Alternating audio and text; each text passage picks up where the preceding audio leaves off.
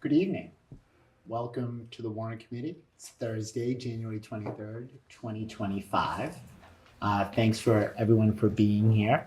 So just for a little bit of just some introductions. As some of you, as all members of the committee know, but also the public, we had a little scheduling shift, just some personal issues. So tonight we have members of the school committee.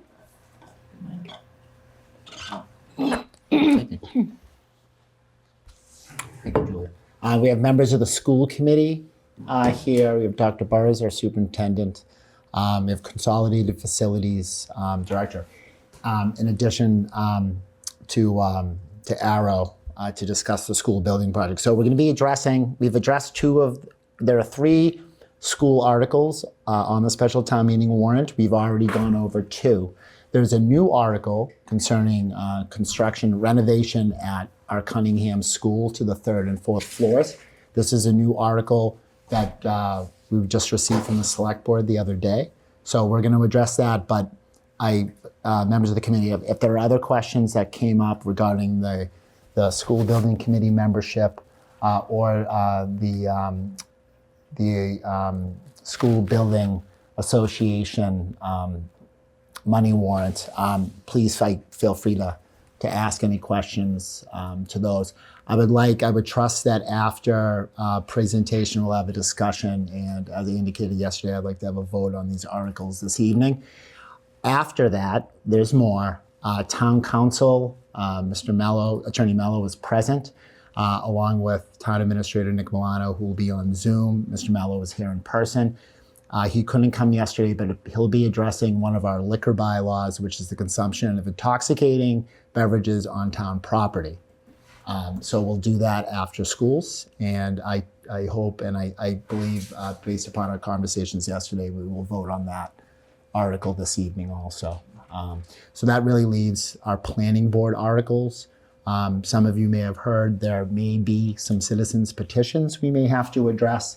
Those will be addressed after the deadline for comment submission. So as we said before, we'll be green sheeting those comments and meeting throughout the month of February to prepare those comments and deliver them to town meeting. So with all that being said, I'd like to invite the members of, strike that. Can we call a roll, Karen? We can. We have Tom Caldwell, Steve Rhines, Lori Connolly, Liz Dillon, Jay Funlin. On Zoom is Allison Gagnon. Peter Mond is here. Julie Maxwell is here. On Zoom we have Brian McGuire, Aman Nagasi, and Judy Steele. So you have a quorum.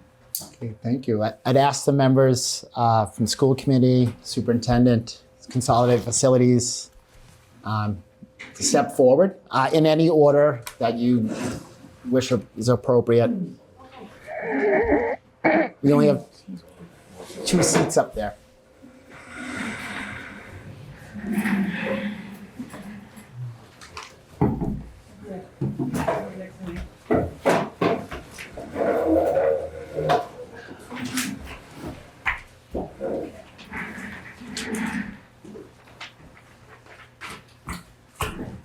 Hi, everybody. Lizzie Carroll, Chair of the School Committee. Thank you very much for having us back to discuss this article. We're really very appreciative that the Select Board, well, first the Capital Planning Improvement Committee, obviously Lori represents you all on that, as I do the School Committee. We had a good discussion over a couple of meetings there, which led to this sort of recent development of the opportunity to bring this article forward for the February special town meeting. So we're very glad we can sort of present it, answer any questions.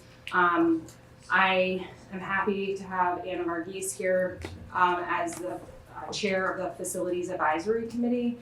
She was also a member of that advisory committee last year, and so she will be well positioned to sort of share from the school committee lens the work that we have done.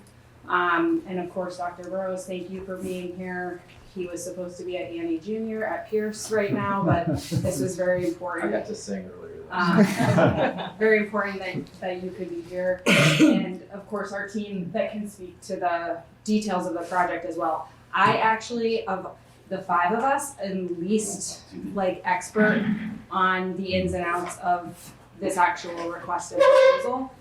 So I'm happy to be here with this outstanding team. I don't know, Peter, Anna, what would you like to add before we kind of dive into some of the details of the project, and then whatever questions members have?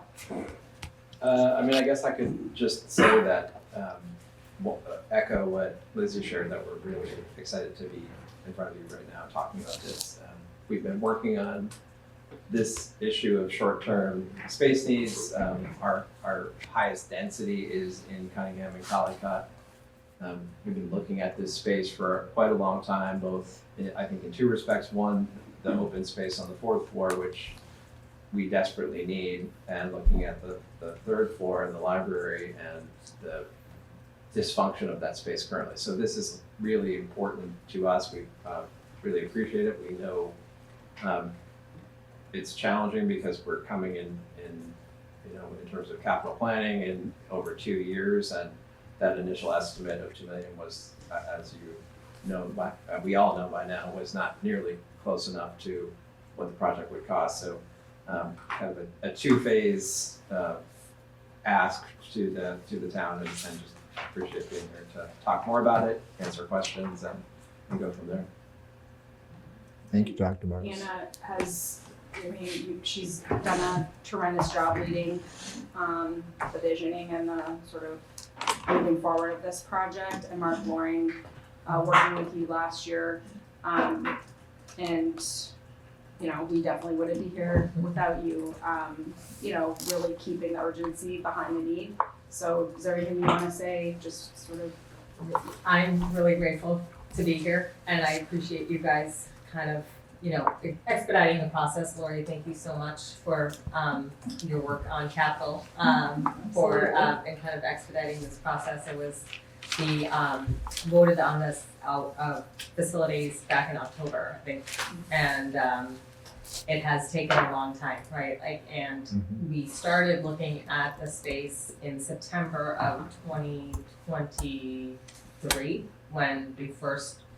That was the charge for facilities that year, was let's look at address short-term space. We have a long-term plan that's moving forward, but we wanted to do something immediate in addition to just cutting up spaces in our buildings. And we did, just to provide some background, facilities advisory committee went and toured all 6 schools and went through and kind of went with an open mind to see what can be done there, and a lot of the space has already been used, as you've known. Closets have been converted to offices, and as we walked through the space, it was really interesting to see how much there was need, how important the need for additional space was, and then we requested Dr. Redden to show us the 4th floor, and when we went up there, it was wow, this is sitting here above us, collecting dust basically. It was tall ceilings, lots of windows, and just a lot of dust and a lot of storage. But it was bright, it was well lit, and as I'm walking through the lower floors of Cunningham and Collycott, you see, service providers in closets, with no windows and a desk lamp. And so it was just gosh, what can we do? And the way we looked at it was great. Our facilities committee is made up of lots of different people with lots of different backgrounds, architects, so on and so forth. So we just started kind of envisioning the potential.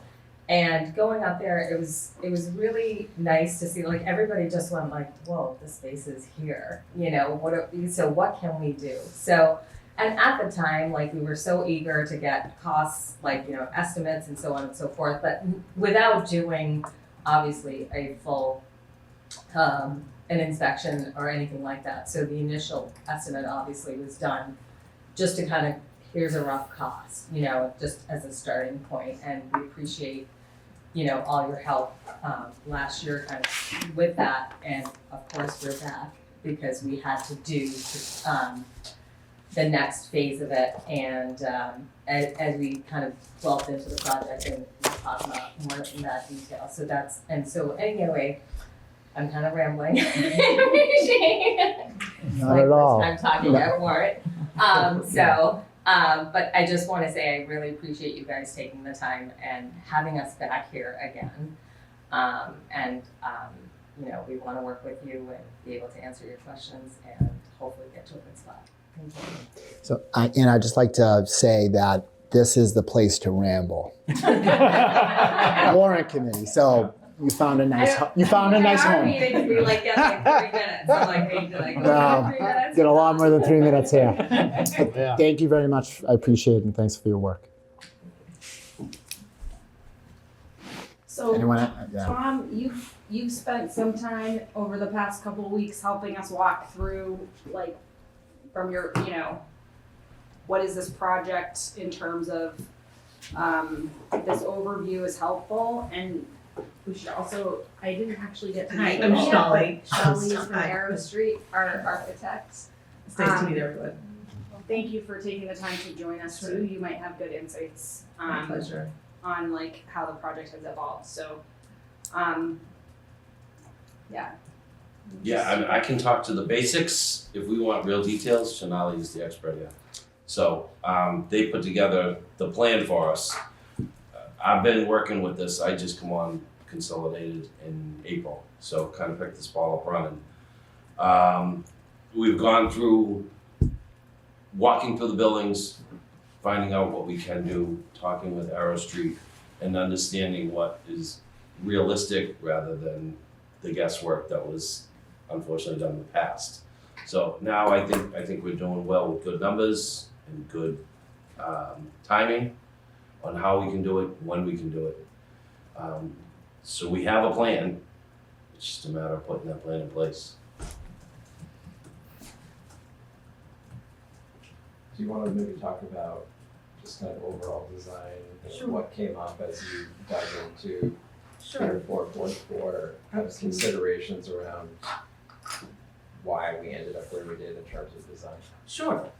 So Air Street was hired last summer to take a look at the Cunningham spaces on the fourth floor and the third floor to convert the library from the library, move it to the fourth floor, and then convert the third floor to classrooms, and to figure out how many classrooms we could fit in that space, and if there are any additional spaces that we could configure, and then figure out how to move the library from not, I wouldn't say it was significantly larger, but from a larger space to a smaller space and make it more efficient, but still provide some of the back of house services that were in the third floor and maintain those services on the fourth floor. So we started with an existing conditions report. We walked the fourth floor, which was the biggest concern. And one thing just to add in terms of the library space, it's used because there isn't a lot of gathering space between Cunningham and Collicutt. There's often, people, both principals are kind of rushing to get to one of the spaces because they can't bring their staff together. So the library does serve a purpose beyond just being a library of one of the few large gathering places for staff. So that is something that, as we're looking at this, that maybe hasn't, I don't think it's been talked about much. That is a critical factor of what the fourth floor will become, is it's going to become a space that for countless meetings, whether I'm meeting with the community, but all of the things that we do to engage the community, and then also internally, staff meetings, all those kinds of things, that space will be available for that too, which is a very different space than, for those of you who have been to the cafeteria, it's just a very, very different than a library space. So that is going to be, that fourth floor will be kind of a hub. So I just wanted to mention that as you're talking about it. I mean, I will also say that the fourth floor is a naturally very interesting, beautiful space. There isn't much that we have to do in terms of finishes to make it look great. But what we do have to do, and this came out of the existing conditions report, is when we walk the spaces, very quickly we realized that the fourth floor is not conditioned. And so we were there in July, August of last year, and it was unbearable. And heat, we know, continues on into the beginning of the semester and to the end. So that was a big concern for our engineers to understand how to condition that space. We also had to look at the accessibility issues. Luckily, the fourth floor does have an elevator that we'll have to get a variance, but it will meet the code. And we do have to do a little bit of work at the ceiling to complete some clearances, but elevator, that was a great savings. We were very excited. That was a huge win for us, having access to that.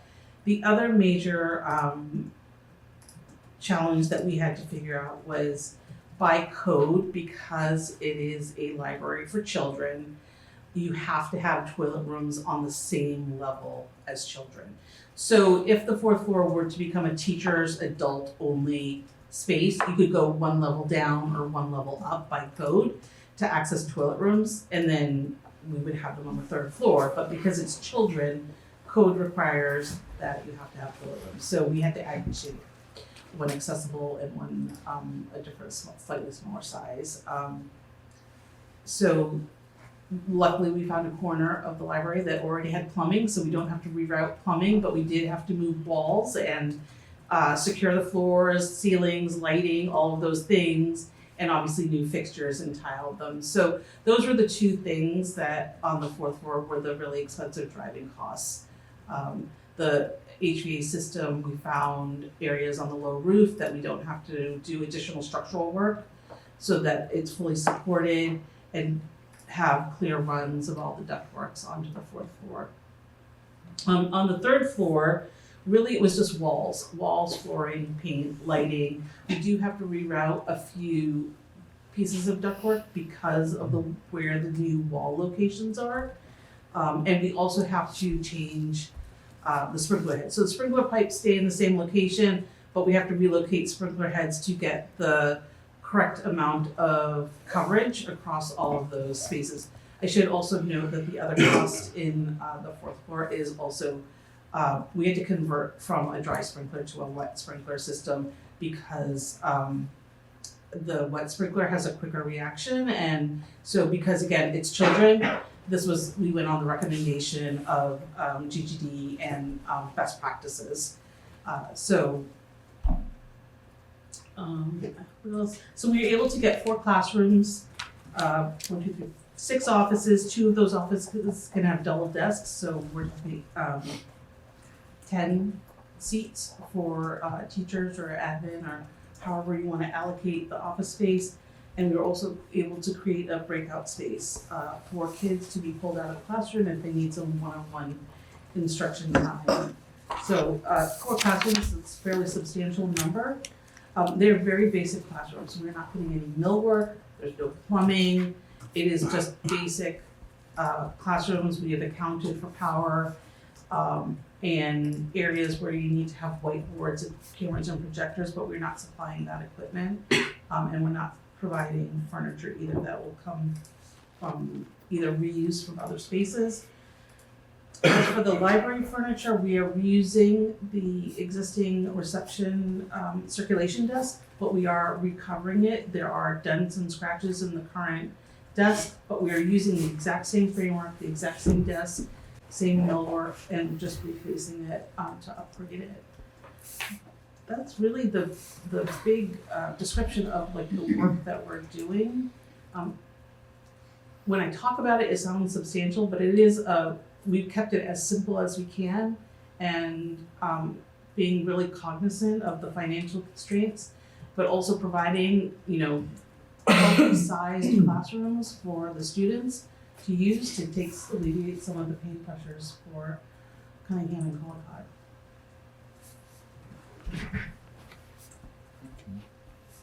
Is there anything else that any member of the panel would like to add just about the project before we open it up for questions? Anything you think that we should know? No, I got nothing. The only thing I would add is just around time frame, and the reason why we're so grateful to be able to be talking about this now as opposed to prior for the Maytown meeting is really just to allow the project to begin this summer. it needs to occur during phased over summer months. Maybe if there are questions to that, but that was the reason why we were so, really in October when we voted this out of the school committee, we were hoping for this opportunity to consider it in the fall winter town meeting, in order to not wait, because if we waited until May, we would then kind of go out to bid. And at that point, you would really lose the opportunity to even begin it over the summer of this year, which really adds another year before students can begin using the space. So that's just, another reason why we're appreciating the opportunity to have this come before the town in February instead of waiting. And we really want to maximize this summer while the kids are not in the buildings to do as much of the work as possible. And we've obviously phased it out where the third floor would start first and then move on up to the fourth floor, because a lot of the mechanicals, the lead time for purchasing some of those oversized equipment that eats up a lot of the budget, has long lead times. So we wanted to kind of accommodate for that as well and still keep the project moving. And I also want to just say that the third, the reason we started out on the fourth floor and then we moved down to the third floor, and that was, based on conversations with the building leaders who are in the buildings, and kind of understanding what was most pressing for them and what are the spaces that they actually needed in the buildings to help kind of alleviate the space needs there. So all of this was with their input, so to provide the maximum amount of space for them and their needs. Okay, thank you. Well, I'll open it up to questions, and I'd like to start. Maybe to Arrow Street and everyone here, the renovations. I know there was a walkthrough by the school, the Massachusetts Building Committee. Did they make any recommendations as to the space issues, or did they have any like what you're doing, Arrow Street? I guess were you working with the Massachusetts School Building Authority, or did they make recommendations? We want to see X, Y, and Z, or anything like that? No, their focus was just looking at the condition of overcrowding and then assessing kind of our need relative to other school districts. So yeah, they didn't give us anything. There was not an overlap here. Yeah, Yeah. Okay.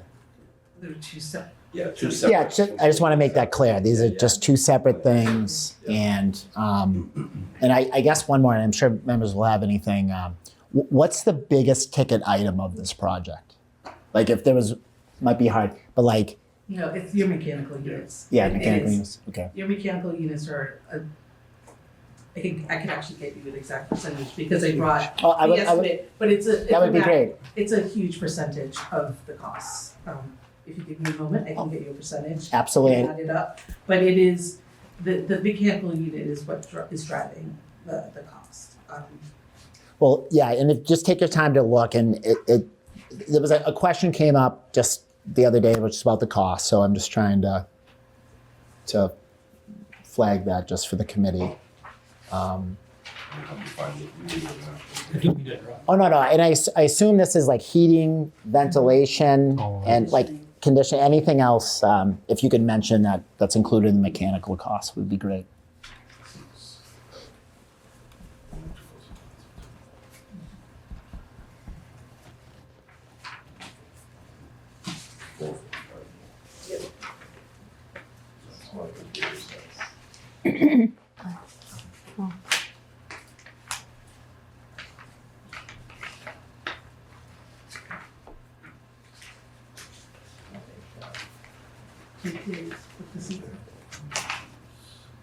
I'm looking for the summary page, I'll have all the pieces.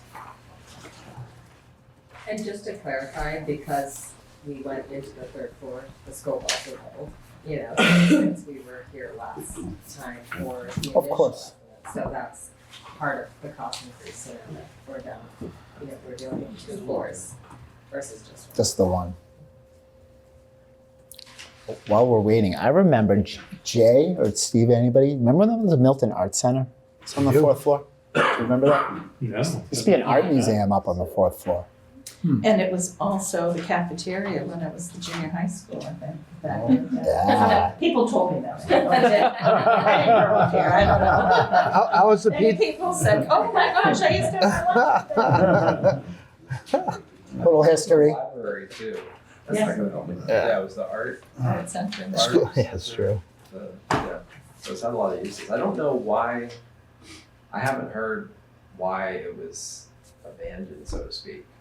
You know, why it was just kind of, at some point, someone decided, we're gonna move everything out of there and just kind of leave it, Yeah. right? It seems like when you look from the outside, it looks like a beautiful space with those windows. Yes. It You know, is. I mean, like it really, don't make buildings like that. Well, that was one of the things as we were looking at adding classroom space was due to the design of those windows, you couldn't really put a drop ceiling in to create classroom space, and it was just, that was the main driver, was the design of that space up there, because the initial thought was putting classrooms up there and basically cutting that space up into 4 or 5 classrooms or whatever we can get out of it.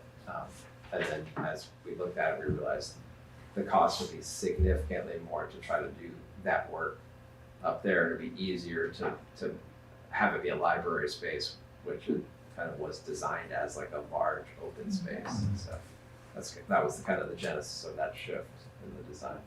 I appreciate that. Thank you.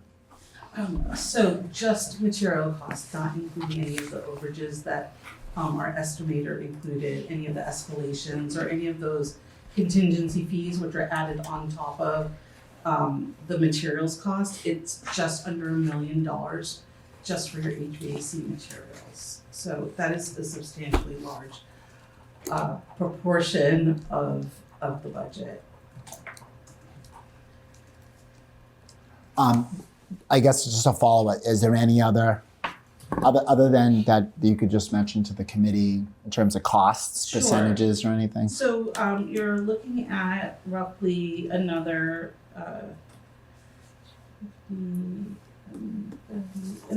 just under $400,000 in electrical and fire protection. So your MEP systems are that's what's driving your cost.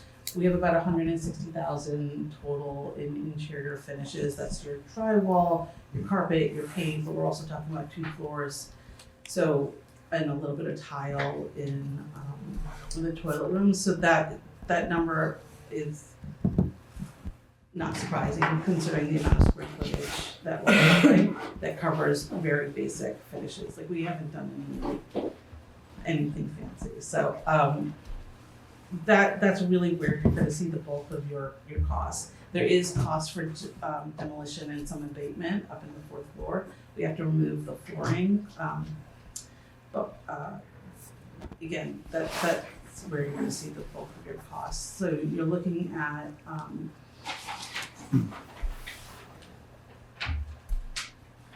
just from a materials cost point of view, you're looking at almost 60%.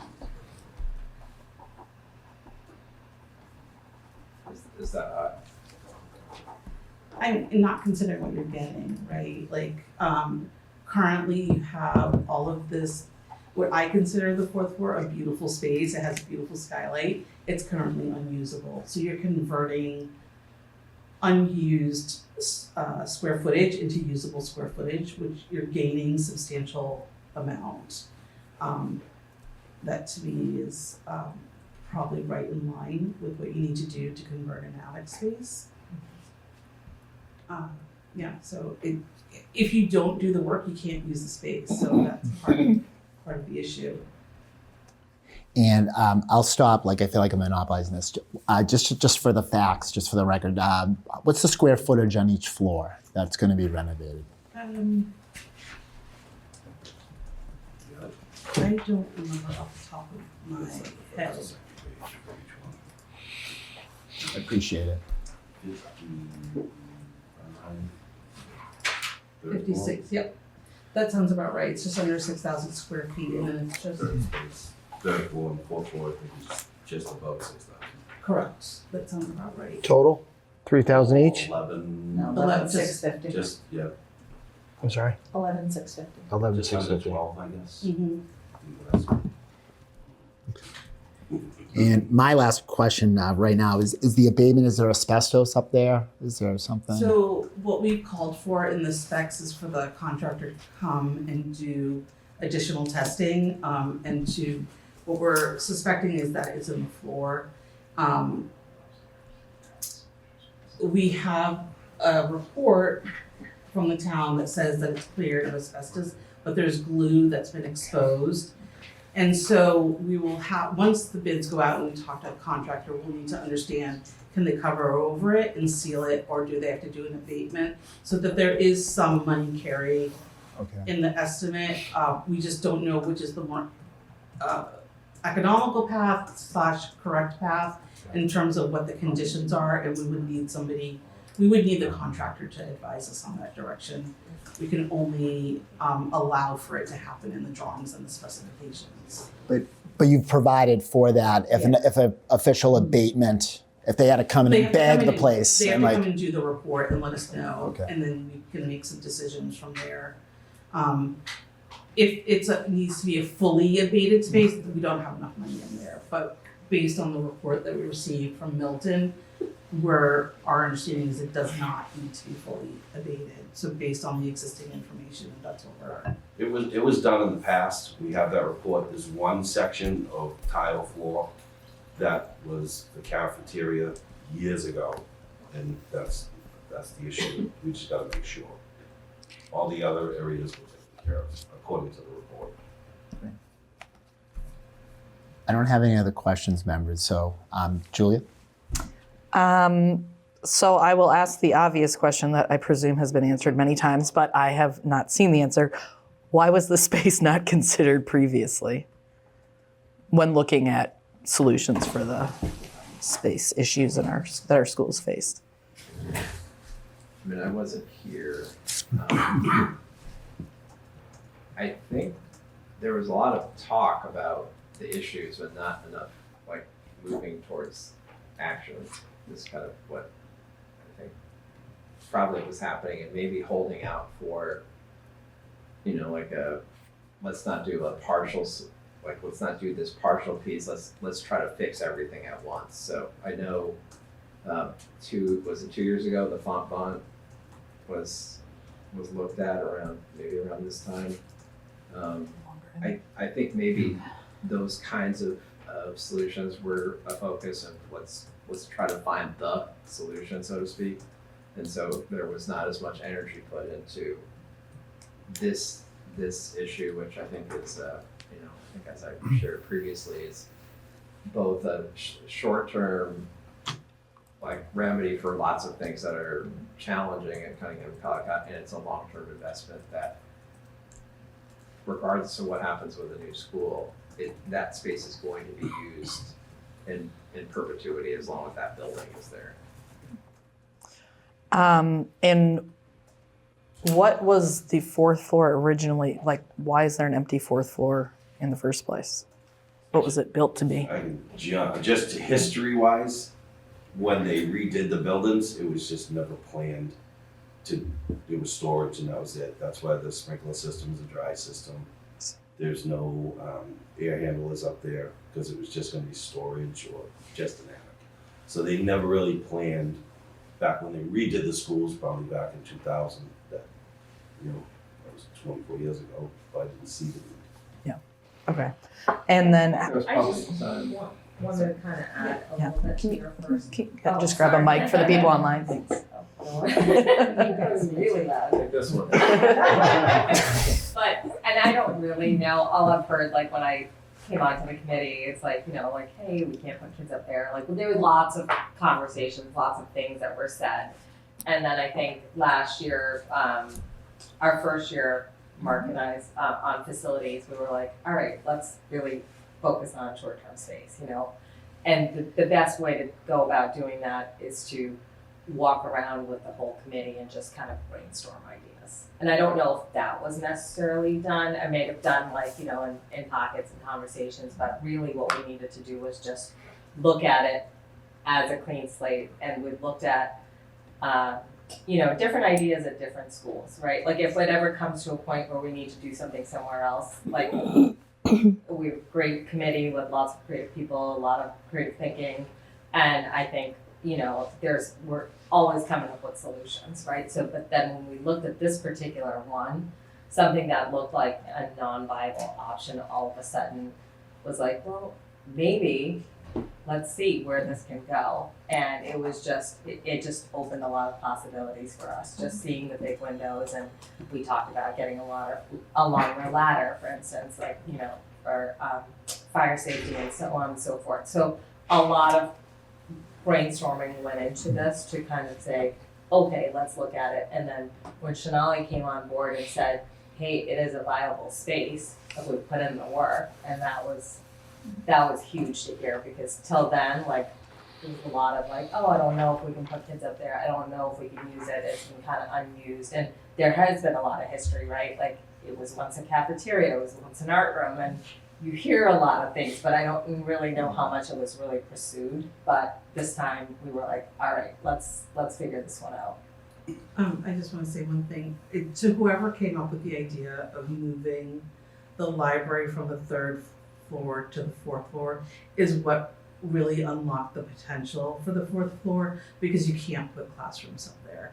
That doesn't meet the requirements for classrooms. So whoever came up with that thought and then came to us to ask us to design the library on the 4th floor, they're the ones who unlocked that potential and created a viable option. So it does take time to get to that solution. So I don't know who did it, but kudos to them. I can't take credit for that either, but I think again, it's just a group of really passionate people who were like, let's figure this out, and that's where it came out of. Last thing to just add that we haven't mentioned yet, but it's the subtext, is that over these years, like literally every other square foot of the building has been completely cannibalized. So, as Anna was mentioning, anybody who walks the buildings like sees that, and it's having very negative consequences on teaching and learning. So I think it was just that hitting a breaking point where the principals just were like, there is not one more thing we can actually do. It took a few years of every summer facilities going in and like cutting up the 3rd floor library, converting the closets, like that all was happening over time. And then last year, when we got the energy of a couple new school committee members that were like very singularly focused on short-term solutions, I think it just kind of like It's a town call, I got it. Oh. it just shifted a gear into like a new level of urgency around the project. And then how will this affect the new school building plans? Or will it? It's a net gain of kind of 1 to 2 classrooms total, because right now we have 2 classrooms in the 3rd floor space. They're not, one is like a kind of a makeshift space we created this year. Another one is an old computer lab that's kind of in a weird shape for a classroom. So it's not going to have a significant impact on like the number of classrooms we need that have gone into all the research on the new school building and overcrowding. It does help. I mean, we were scrambling this year because we had an additional kindergarten class that we had to fit into the library where there wasn't space. So we had to quickly get some sheetrock up and, essentially like take a corner of the library to house that additional classroom that we had to add. So it does give us some flex in the next couple of years as we're like, depending on what happens with our K numbers, whether they continue to stay high or not, but we would be able to add an additional classroom there where, we really are kind of like literally out of options, like in all our elementaries in terms of an additional classroom space. And of course, we've lost a lot of our art rooms and music rooms, and those kinds of things are mostly traveling in our schools, so we don't have those anymore. I would like to say, having sat through all our elementary site council presentations, our principals come in and they start off with the space needs more before they get into anything else. So, you know, you just know it's really tight for them.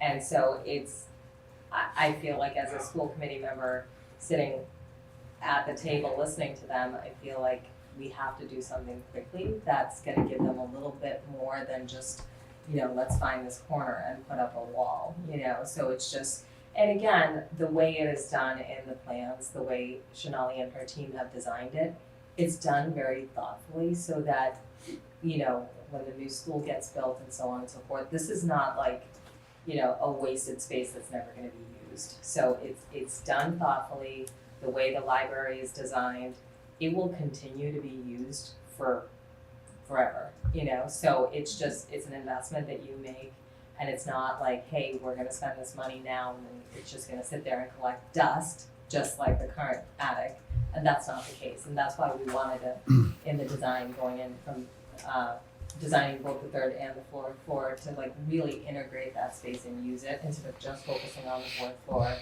and turning it into something and then still having kind of a, you know, a space on the third floor where you have all these things happening in different corners and it's very distracting. So it's done thoughtfully that it works with the rest of the building and there is a really nice flow to it. So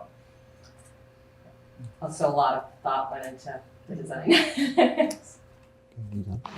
I have more, but I'll give other people a chance. Thank you. Julia followed my lead. Bad example. Liz has a question. I have 4 questions. 4 questions. They're very short. I'll just say all 4 of them and then I can remind you. So I'm looking at a picture of this 4th floor space in the Milton Times from December 12th of 2023. Looks beautiful. Lots of windows. I agree. The 4th floor. It does look, I mean, it's hard to tell, but it does look smaller than the current library, which is sort of what you said. So I was curious about how this will affect the library. You said it will be more efficient, substantively a lot. It's going to be the same. Some of the back of the house is going to be moved. I was just curious what exactly that meant. So that's one. Then the classrooms on the 3rd floor, would those be for both the Collycott and Cunningham schools and the offices? And then I was interested in comparing the cost to, we've had a lot of discussions about like modular or trailer or whatever you want to call it, modular classroom. So I was just interested in the cost of this versus the cost of that.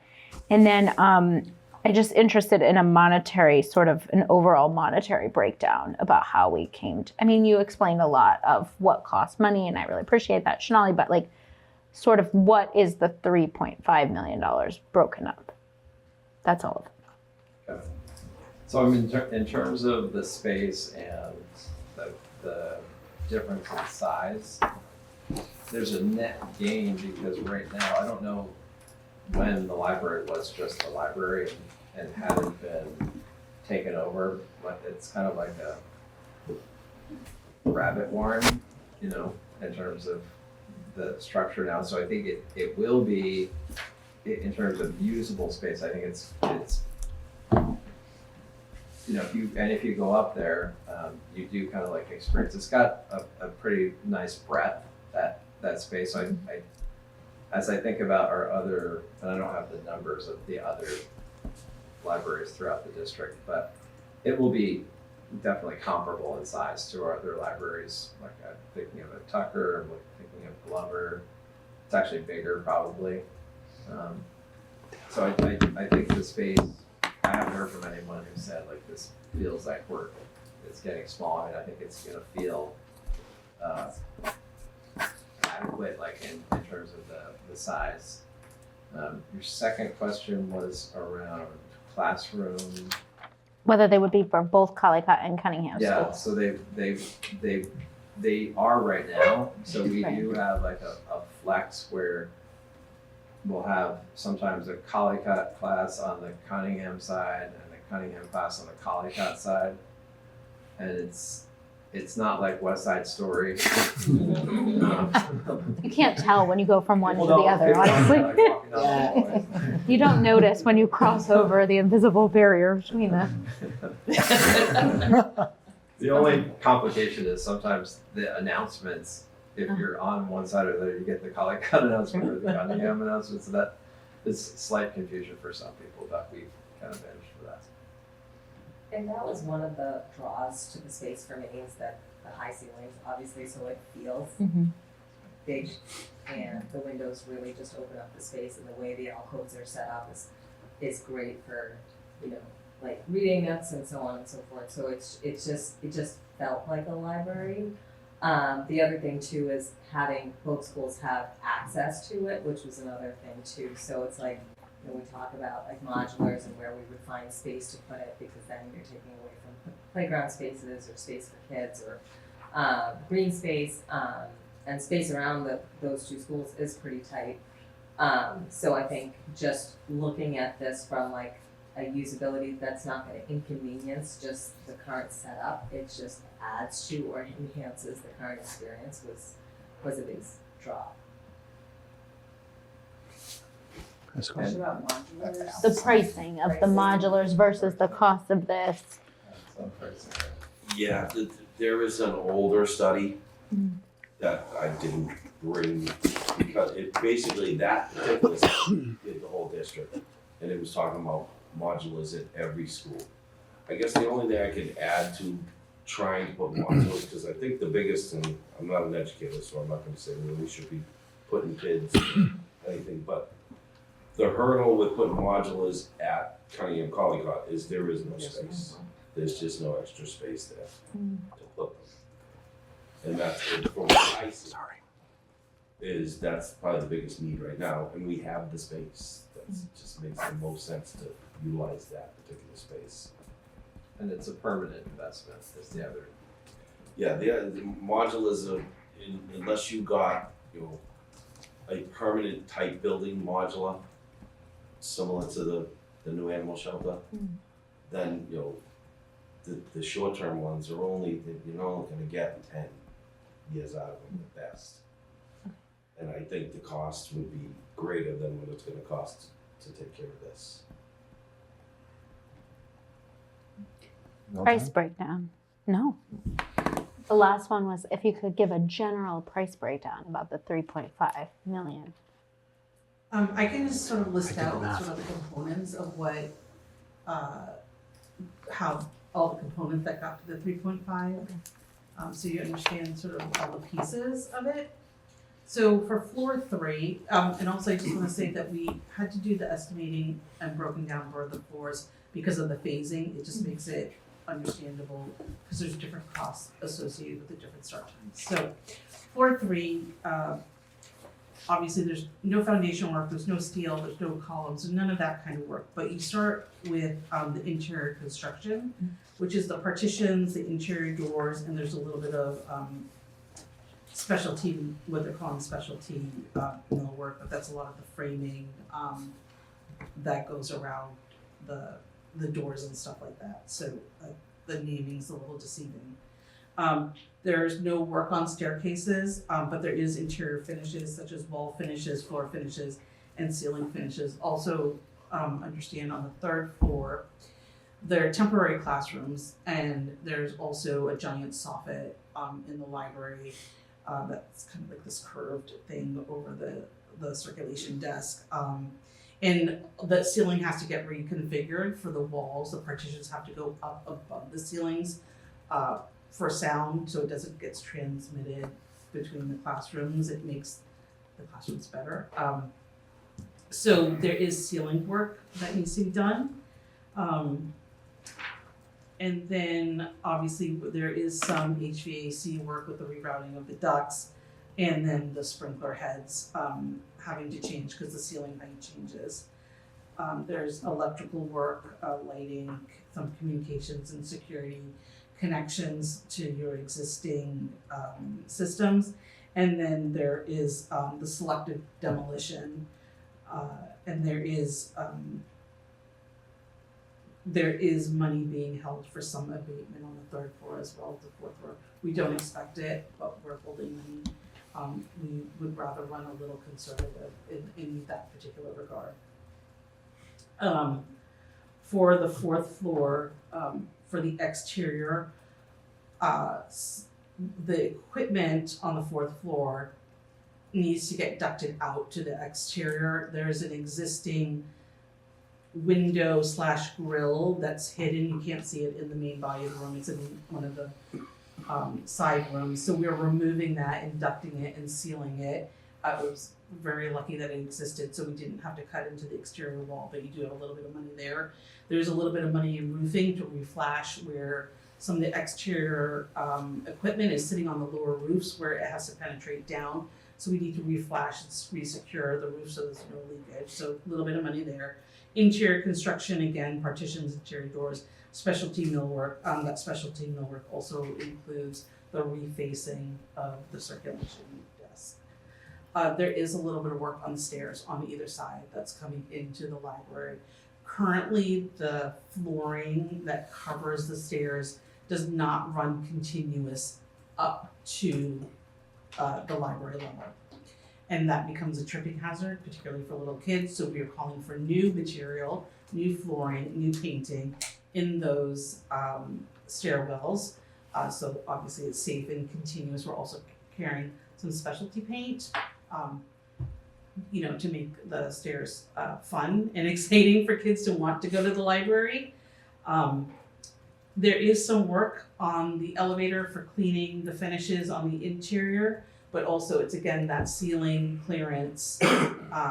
Right now there's a diagonal ceiling. We're not exactly clear how or why it came about that way, but there's a diagonal piece of ceiling that blocks the corner of the door when the elevator opens. So we're removing that and elevating the ceiling at that point so that the door is completely clear. It's code requirement, you have to do it. There's plumbing work, obviously, because there's toilets up there. HVAC, fire protection, electrical work with some lighting.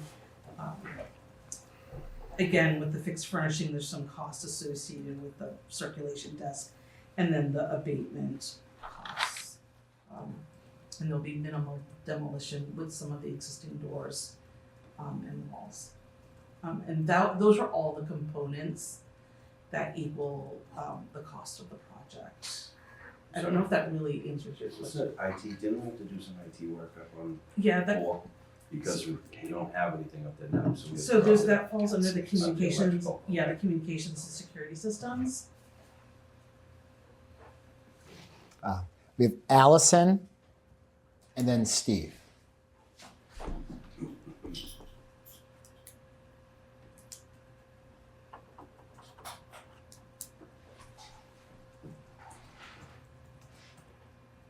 Allison, do you have a question? Oh, sorry, yeah. So I want to thank everyone for their work in this project. I think it's long overdue. So just like I had thought that we couldn't do it, that was always the rumor in the school system for the years that I have been a part of this, is that it wasn't ever a possibility. So, I think that this is a wise investment for everyone, for the future and the taxpayers of this town. And I also wanted to, really just stress the importance because, that the new members who came on who had the energy to do it, that's a little disappointing to hear because, short term's been going on since 2019. So, my question is have we toured the other schools to this level to see if there's other options as to create more short-term space? When I looked at that 2019 study, there was additional opportunities off of the wings at Glover. That was also said that the second floor was not buildable. So I'm just curious if this rumor wasn't true, if there was other options at other schools that were possibilities. Thank you. And if they've also toured the other schools to this level. Thank you. As far as I know, this was the one with the empty space. It's clear there is no real empty space in any of the other schools that I'm aware of. So as for a tour, we've been through every school. We haven't found a space this size at any of the other schools unless you go outside. And then we're talking modules again. So have we, not to follow up on that, have we looked at spaces for modulars or additional opportunities to build off like the wing? When I looked at the plans, there's opportunities to build on the left side of Glover and the right side. So I appreciate touring the schools for open space, but have we looked at spaces for permanent modulars or additional opportunities to build classrooms? Thank you. Okay, just to follow up on that again, we have an older study that is probably 5 or 6 years old, maybe even older than that, with full modulars, basically 1 or 2 at almost every school. I certainly can share that if somebody wants to see it. But it's an old study, so numbers wise, it would have to be updated. There's a representative, that would be great if you shared it. And then who is the facilities now the focus for short-term space? Because additionally, back in when the school building committee was created, they were put together to work on short-term and long-term. So it's facilities the people that we would want to meet with for modulars in the future and for any other additional opportunities? I haven't been directly tasked with that, but I'm sure between the Facilities Advisory Committee and the Consolidated Facilities Department, we could certainly look at options. Awesome, thanks. Steve? Oh, thank you. Oh, thanks for all your hard work. This is really awesome and really exciting. Couple comments, I think. Well, first of all, I think the investment in one of our key assets is a great thing for the town. When you look at Cunningham and Collycott, it's got an amazing presence on the street. The proximity to Cunningham Park, it's beautiful. Green space that the team that helped to develop that was groundswell of parents getting together to make that happen. Folks like Christine Morrow and Aunt Anna and others too. It's amazing, right? And I love that. So the questions I have too, and I kind of pulled your numbers apart a little bit on that too. So you gave some numbers of mechanicals of $1 million or 28%. And then kind of reverse engineer that. So I'm interested about that, but I guess trying to track this. So you're going to put, you said 6 offices up there. Is that correct? So on the 3rd floor, there are 6 offices. 6. And are they permanent offices, or are they people? Is it like a hotel space where someone drops in for a meeting? That's an operations issue, not an architectural one, so I'd have to defer to the superintendent on that. Yeah, I mean, we have so many people vying for that space right now.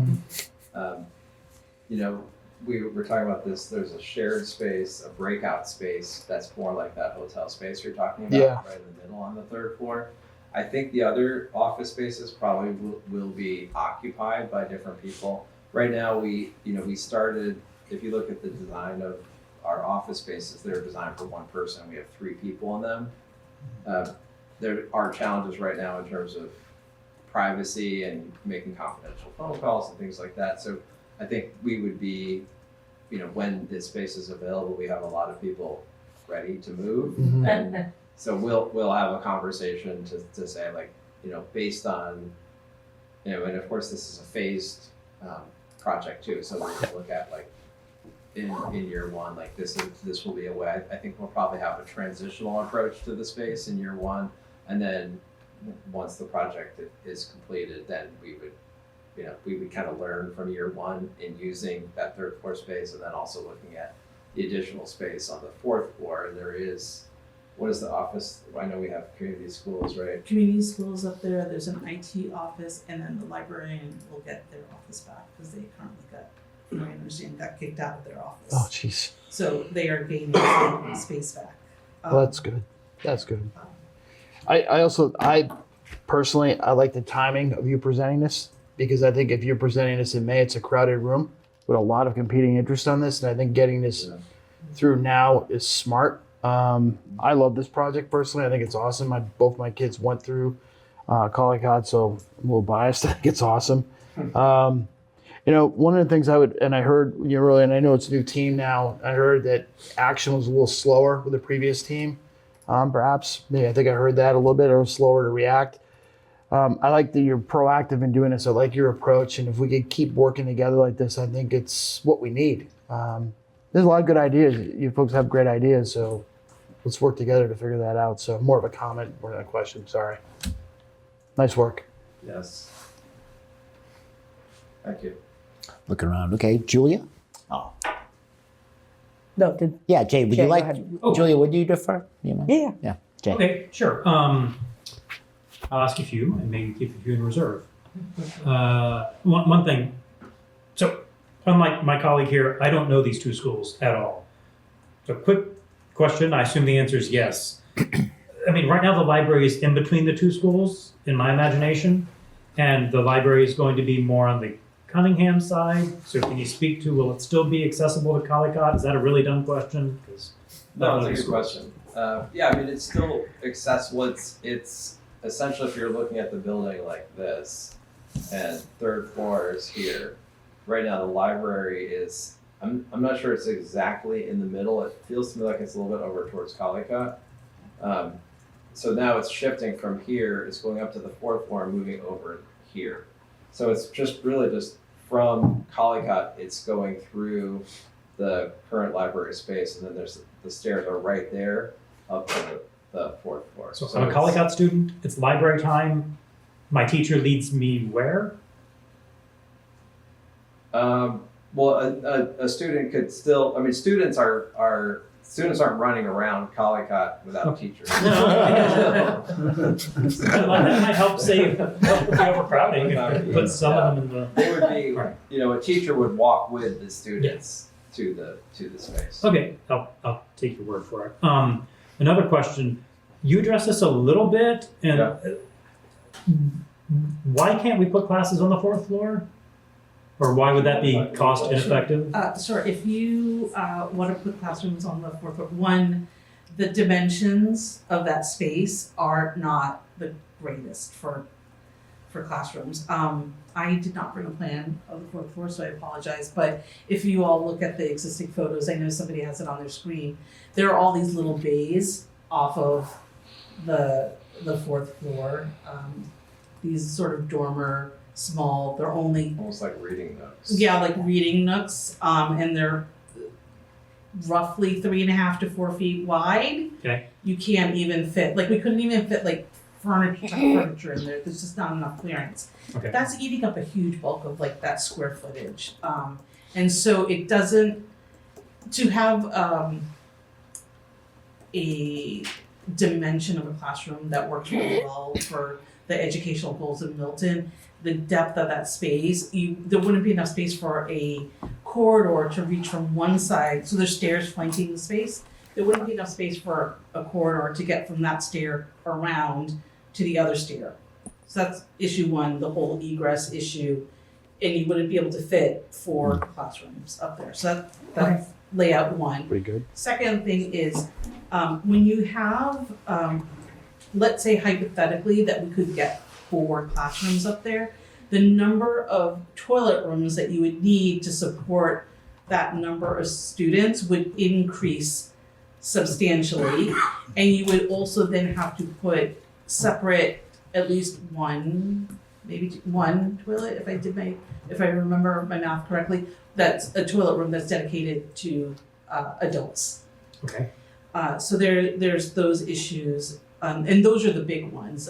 But egress, toilet rooms, we had talked to the code consultant about the elevator, and when we were initially designing and looking at the spaces and we did some test fits for the classrooms, he hadn't quite finished his study on whether or not the elevator would need to be replaced, but we never really got that far to get to a conclusion. But in my mind, if we were to put classrooms up there, we would have to revisit the elevator issue, because it is not wheelchair accessible, really. It's accessible, it complies to a certain level, but now if you start talking about students that are using those spaces every day for a full day, it's not wheelchair accessible, and I think that's gonna become an issue. So that means you're gonna have a trouble mixing your student populations up on that level. It doesn't provide the best educational experience, whether it's viable by code or not, which I don't have the answer at the moment. So those were the issues that we encountered. Dimensionally, it's just not greatest. So I'll ask the slightly impolite question. Why did we think this would cost $2 million a year ago or whenever? When if we were to put classrooms on the 4th floor, it sounds like it would be maybe even more than $5.5 million. So how did it grow from? One reason it grew is because we're putting classes here, we're putting classes here, and a library here. But why do we think it was $2 million, and why were we wrong? Well, I think part of the issue was it was an older estimate that was, so we worked with Arrow Street and come up with a feasibility study that gave us real numbers. Unfortunately, the number that was come up with before went basically off square footage. And it was an estimate provided years ago and I think they just ran with it, unfortunately. I wasn't involved in that, but that's the gist of what I'm getting. So now we have real numbers, a real feasibility study. There was a communication with DRA. Yeah. And I think they didn't do a deep dive the way you designed the space, right? I think they looked at the space and they said, okay, based on current pricing and square footage, so like you said, based on square footage, this is what, here's a ballpark. But it was very, a very basic number, and it was, as we dug into the space, we realized, okay, like, this is a totally different project than what we had initially conceived, and that's. And I also thought that I believe they were only thinking 4th floor. Correct. Yeah. Thank you. I could ask a couple more questions, or I could let someone. Well, let me go back to Julie had a question, and then go back to you, Jay. So if you are able to take advantage of this summer for beginning the building, what is the overall timeline for finishing? Will they only be working in summers, or? I'm happy to answer. So the way we designed the drawing sets and the phasing of the project is that 3rd floor would happen this summer. And the 4th floor would happen next summer. However, between this summer and next summer, work will be done behind the scenes in terms of, you had mentioned the long lead times on the equipment. We would have to start procuring equipment for the 4th floor this year to get it in time for next year. So we would not be able to reverse the phasing and do 4th floor this year and 3rd floor next year. And the reason we did it has the least amount of impact on students. It doesn't take the school offline in any way. There will be no commingling of workers and children. The day the kids leave the school, the contractor moves in. Hopefully a week before the students come back, the contractors will leave and the students come in. And then it'll happen again next summer so that they can make as much noise as they need to. They don't have to worry about security access and all of those kinds of things. So what happens to the library in that year? So this summer when the library comes off. Yeah. So we talked about a couple of different solutions. One was the corridor in the design of the classroom is quite wide. You're gonna have kids running around, so that could be a temporary solution. We could use one of the classrooms as a solution. We haven't really come to a full conclusion, but we've thrown out a couple of options. But again, I think that's really up to the principals and the superintendent to decide how they want to utilize the space temporarily. Yeah, I think our initial thinking is utilizing one of these classroom spaces and then spilling out from there. I know in a lot of the work we did in designing last year on the new school design, a lot of schools are moving to a kind of an open library or like a dispersed library throughout the building with little kind of like spots where kids can interact, so it's not all in one place, which I thought was kind of interesting. So I think there are a lot of options that we'll look at to make sure that that learning doesn't stop for a year, but it continues, and obviously it won't take the place of having a fully fleshed out library. Okay, so 2 summers to complete the project in full. Okay, and then knowing that town meeting last year passed the specialized stretch code, is this going to have like the heat pumps and solar panels, or how? We're not subject to the specialized stretch code because of the type of renovation that it is. It's an interior fit out. We're not touching the exterior envelope. So what will like the heating and the HVAC system run off of? So we're gonna have condensing units on the low roof, air handling units, 2 condensing units, 2 air handling units, I believe. I can give you the specifics, and the specs are all in the spec book. But they are energy efficient. And if you were to renovate the exterior, I would have to confirm with GTD that they would meet the new requirements, but because we're not touching the envelope, we don't have to do any of that energy modeling or any of that other specialty work that you're talking about with the stretch code. But all the units meet code. So has there been any analysis done over time what this will cost in the short run versus if we did invest in the heat pumps and solar panels and things like that? We haven't done any of that kind of analysis. Thank you. Jay. Going on a similar theme, I'm wondering why we're cooling this space. Do we cool the other elementary schools? We do cool, and you can probably speak more to where specifically, but we do cool certain specific spaces. And You cool in auditoriums, the main office spaces, but for the most part, no, we're not. We don't cool we are cooling the high school library. the library and So why are we cooling this space?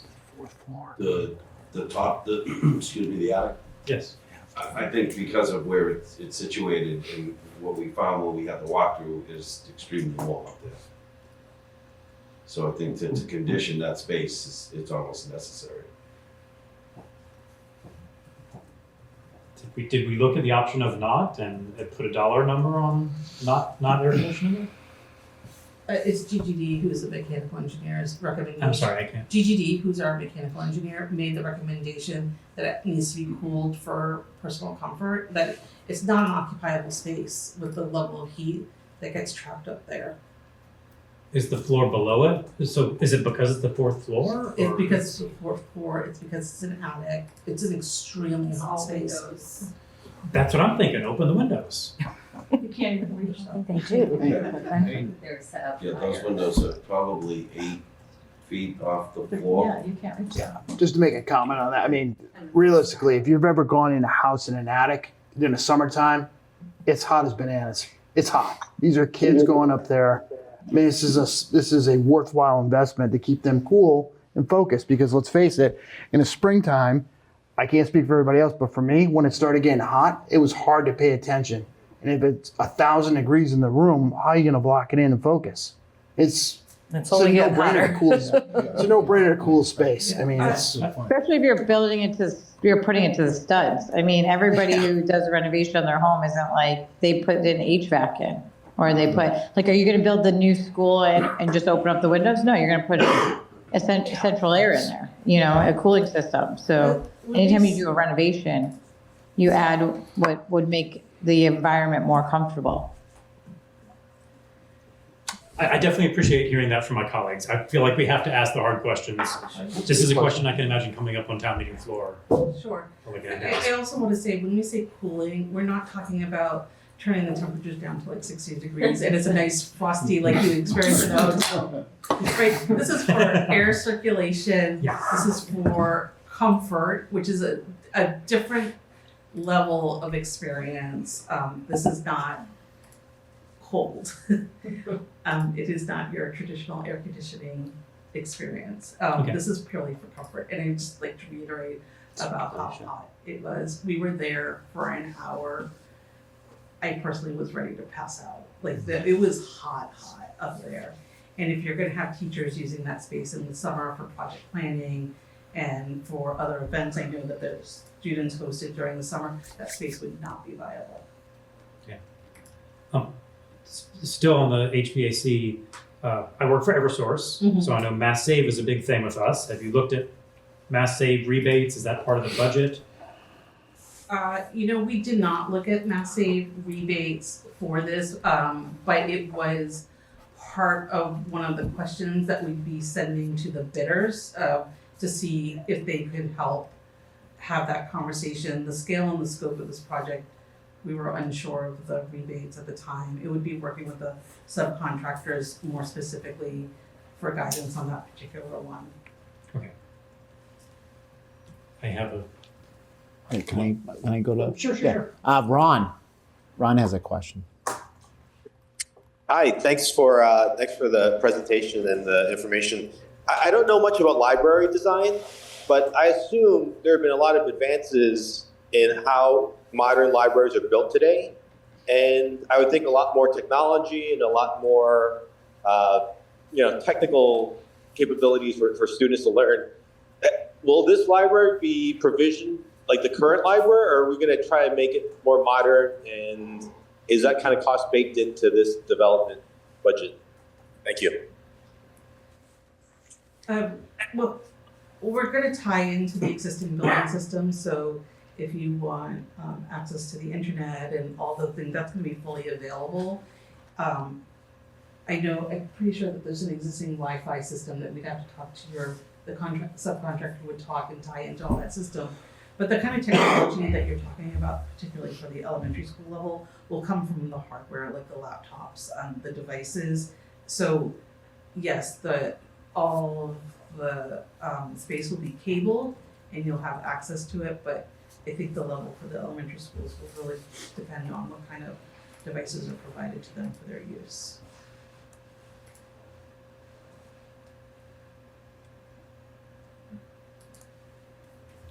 Oh, Brian just raised his. Brian. Hey guys, from Belize. Thank you. They're complaining about the cold here because it's 73 degrees out. So. Thanks, Brian. Appreciate it. He's in Belize. Cooling, right? Yeah, talk about cooling. Anyways, I want to say I did get a tour from principals, and I really appreciate it. And they were great at highlighting the issues. And both my kids did go to Collicott, so a lot of fond memories of that. I have a couple of comments. One is on the bid process. I think we should just, I mentioned this last night, but if you looked at the average cost of building an office space in Boston, it's about in the mid $300 range, like $350. And this is coming in at about $500 a square foot, which is adding like another $1 million to the project. And I think we should make sure that we're aggressive with the bid and make sure that we go out to every possible person we can. And I know it's an open bid process, but a lot of contractors in the business need to be notified about the bids. That's one comment. I do agree with Allison. We need to revive the modular study and take a look at that and look at adding on that. We should probably look at the second floor of Glover too. I know that was mentioned on the six years ago on that study, and maybe we should revisit that. And the last question I have is when you read, or the comment I have is, when I took the tour on that day, it was a very cold day, and most of the windows on the second floor, I think it was, were open. And the comment was that the heating system's not that great. So if we're rehabbing this, and so money's going out the window, we should use this as an opportunity to fix the HVAC in the entire building, I'd say. That's it. Thank you, Brian. Would anybody be able to speak maybe to air conditioning or just the air issues at the school? Hot, Yeah, I mean, cold? we have, I mean, if you want to get into the building management system, we have a system and it controls the temperatures throughout the building. I can't speak for a teacher that feels hot or cold and decides to open a window. We can't police that every minute of the day. Brian did bring that up, and I talked to Holly, the principal, and asked her, I said, can you get us a reason why? And I haven't got anything back yet, but there certainly shouldn't be opening windows in the winter, I can assure you of that. In your estimation, is the system working well? Is it working Yeah, as we don't, I mean, we monitor it, and there's nothing, the problem is people don't understand is you bring a certain temperature, it's cold outside, you're bringing air in, and you're circulating it and heating it so it's not just pulling cold air. So when it's really cold out, it's gonna blow warmer air than maybe somebody thinks it should be. And it's the same, you know, in the spring and the fall when it's that, am I wearing a sweatshirt today or not? It's that fine line. The system is doing its job. So I don't see any major faults in the system.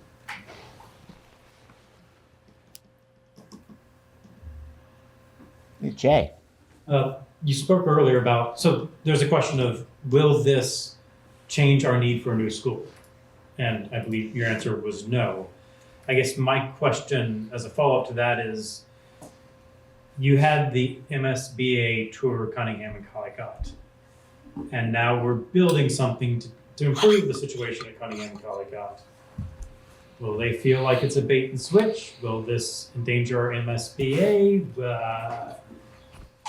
It just sets off my spider sense. No, I don't think it'll have any impact on that. If they've reviewed the spaces, and I believe as we were walking around, we told them we were working on a project to utilize these spaces. But yeah, I don't think there's any kind of impact on MSBA. I mean, we're in the MSBA program now. We're moving towards module 1 on May 1st, so I feel I don't think it's going to have any bearing on. It will help. It's still very overcrowded. Thank you. Lori? So I will back up. We, as Lizzie mentioned, I'm on the Capital Committee, and we had talked about this a couple of times, and then we were talking about the MSBA $1.5 million for the feasibility study. And I had asked why that was happening in February, why not in May? And I think we've all talked about that here with Nick. And it's, you know, just trying to get things off of May, get it done. It's not necessary, but we're not going to spend that money until we're in the program. MSBA has their program, and we're thrilled to be in it because we'll have a reimbursement. But as Allison mentioned, you know, for those of us that have been here, we've been talking about there's a space problem for 3 years, and we're talking about we're going to do this, we're going to do that, but it's all long term. And I know personally, I've asked every year, what are we doing about the short term?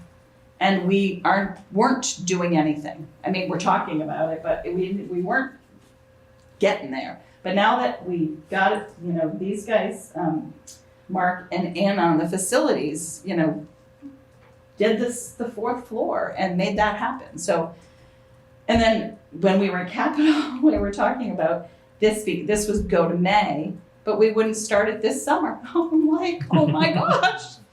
It just really begs to be done. We have to do it. It's a building we have. As Nick said, it's a 30-year investment. We'll pay for it over 30 years. It might be $400,000, but we're improving the space. We're getting them space in a year. They need space. They've needed space. We've heard it for years. It just needs to happen. So I'm all in. Everything you've said, thank you so much for your help. Thank you so much for your work. Thank you for going on the tours. I did go tour the space as part of the Capitol. I said I'd like to see the space. I went to see it. And yeah, I mean, and Holly and John did do a full tour, which I really just wanted to see the 3rd and 4th floor. I was like, You can't get out of there with just that. I don't need to see anything else. I believe it's crowded. I just want to go upstairs. Okay, we'll start on the basement. So, great, great tour. They were very gracious, very expeditious too. I felt bad taking them away from their day job, but it's just incredible. And the number, was calculated based on last year, the 2 million. This is the square footage on the 4th floor. This is the average rate. This is the 2 million. It was done to get a number, to get appropriated, to move forward with it. Now we've had, we've talked to Arrow Street, got the work done, got a detailed analysis, priced it out. They've made some adjustments. You guys have done a great job. Please, I beg you, let's vote to approve this. Wow. That's the most I've ever heard speaking of one. That feels like a motion. I'm fiscally, I get freaked out about money. You're my fiscal North Star. I know. Well, Lori, I appreciate all your work on capital here, the committee, and everything else you do, and keeping me informed of what's going on the schools, and I, all members of the subcommittee working with the schools in this project. Thank you. So thank you. Thank you. Does anybody have any questions or comments they'd like to share with our great panel here? Ron. Oh, Ron. Yeah, thank you. I think I've heard multiple comments that we haven't done anything in the past 3 or 4 years. And while maybe that's true in terms of capital expenditure, I think that maybe doesn't appreciate all the struggles that the administration and the faculty have made to find space with the limited resources that we have. So I would just say maybe we haven't found a plan to go build or develop space in the short term, but I do think this committee and the employees of this town and the schools have done a lot to find space for these kids. So I'll just make that comment. Thank you. Ron, thank you. Lori, follow up? Yes, and Ron, I did not mean it that way. I'm looking for they're tweaking little spaces. One closet, oh, we better take this closet back. Put the copiers in the vestibule or the entryway of the school. They're doing that, but this is substantial. I think this is a substantial investment. It's a build, and it's going to give them much more space. That, cannibalizing the existing building they've been doing that. It's not been a big spend. It's been a little bit of a spend, but it's not, this is big. Can I just say one quick Yep, thing? agreed. Thank you. Because really, Lori, just to appreciate you, having sat with you, seeing your diligence, and you do pay close attention, and thinking really in that reality of our limited resources and whatever you all decide as a committee. I just want to say I really appreciate your support of this project and your ability to sort of articulate the way you just did. What we have been trying to say, but I think you've had a powerful voice on it, and just want to thank you for that. Jay. Mr. Chair, I know we often have our guests, we talk to our guests, then they leave, then we talk amongst ourselves, then we vote. I'm wondering if right now, especially after my colleague's passionate speech, if we're just ready to vote. Right? I'm ready. Yeah. Am I getting the sense from the committee that would like to maybe waive discussion and go directly to vote? Lori discussed. I just wanted to make a comment because you had said of course, comments yes. were okay. Please. I agree. I absolutely want this to happen. My concern in hearing that, the sort of energy efficient heat pumps and solar panels and things like that haven't even been considered is concerning to me, given the vote at town meeting last year for the specialized stretch code and how, even given the 2/3 threshold was easily reached. To me, that was kind of a mandate from town meeting that's really important to them. And because this isn't simply a temporary solution, but is going to be used forever, I'm concerned that could trip things up at town meeting for this project. So more of a statement. I'm not sure that there's anything we as a committee can do about that right now, but just wanted to name that. I'm sorry. Oh. I just wanted to mention that there are solar panels on top of the College Garden School. Existing. Okay, and are Actually one of the few that we own in town. We don't have an agreement where we, a pay agreement. So we own those. Full disclosure, there's an issue with the inverter and we're working on it right now. are those going to be used as part of this new construction though? No, it wouldn't be, it's more to offset the energy use in the building as a whole. Mm-hmm. So everything's gonna be tied together, so you could say yes, because it's all coming from the same source. But it's I not, just there's wanted no to like point out. net new solar. Well, yeah, there's no room left on the roof. Okay, for that's helpful to know. Were you gonna say I something? was gonna say, there are solar panels. Yeah. Does anybody have any further comments? Well, and I think to your point, I suppose it's certainly worth investigating the heat pumps and the energy efficiency from the stretch code that was voted on at town meeting when we go through the process. I mean, we have an estimate. Let me just clarify. So the units that are going in meet code. Yep. They meet the code. What we don't have to do is energy modeling or any of that sort of advanced energy modeling that's required by stretch code because we are not touching the exterior of the building. So this is an interior fit out project. It is not a full building renovation. That is a different type of project and a different scope. We meet code. I just want to make that clear that we are not cutting any corners. We put the best, most energy efficient system in that can fit in a space that is very limited. I can get you specific details on the exact type of system. I don't have that handy at the moment. I didn't think to look it up before. I didn't think I was gonna get questions on heat pumps and condensers and air handling units today. I thought it was gonna be more square footage, so I apologize.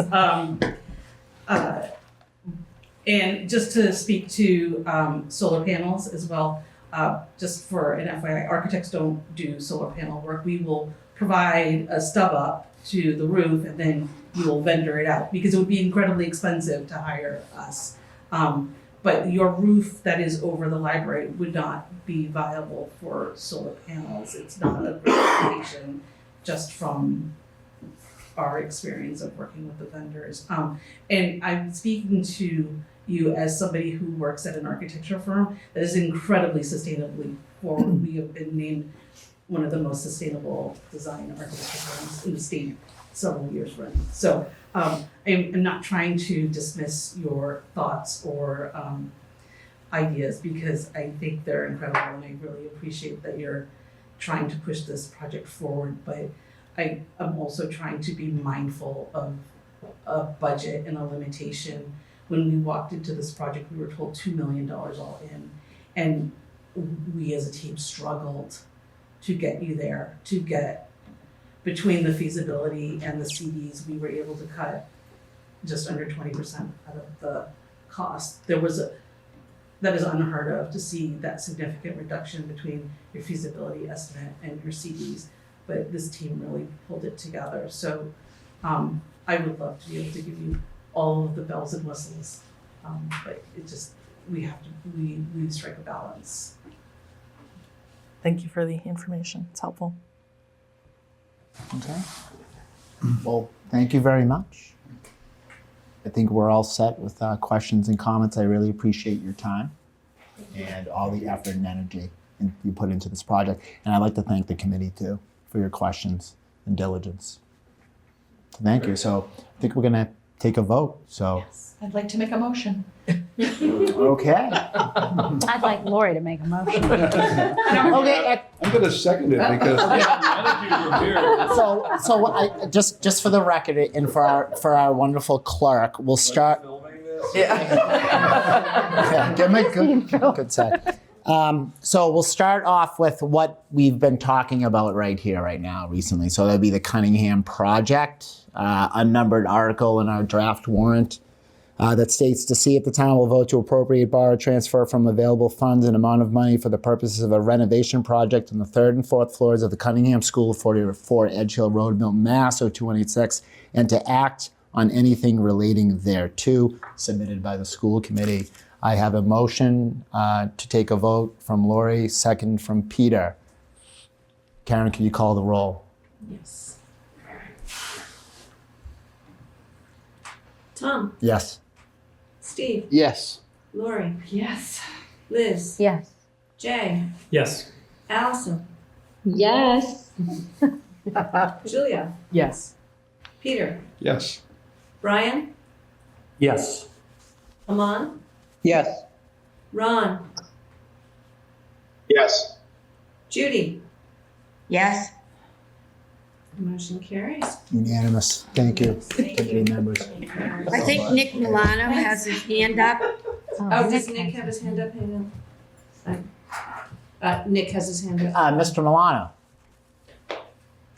Thank you, Mr. Chair. Sorry to intervene. I would just note for the committee that draft motion is subject to approval by bond counsel. So just as long as the committee is comfortable with it, will, with this vote, work with bond counsel to finalize that recommendation with their sign off. So it might look, the verbiage might be slightly different with the attorney's final review. Just want to make sure that's okay with the chair.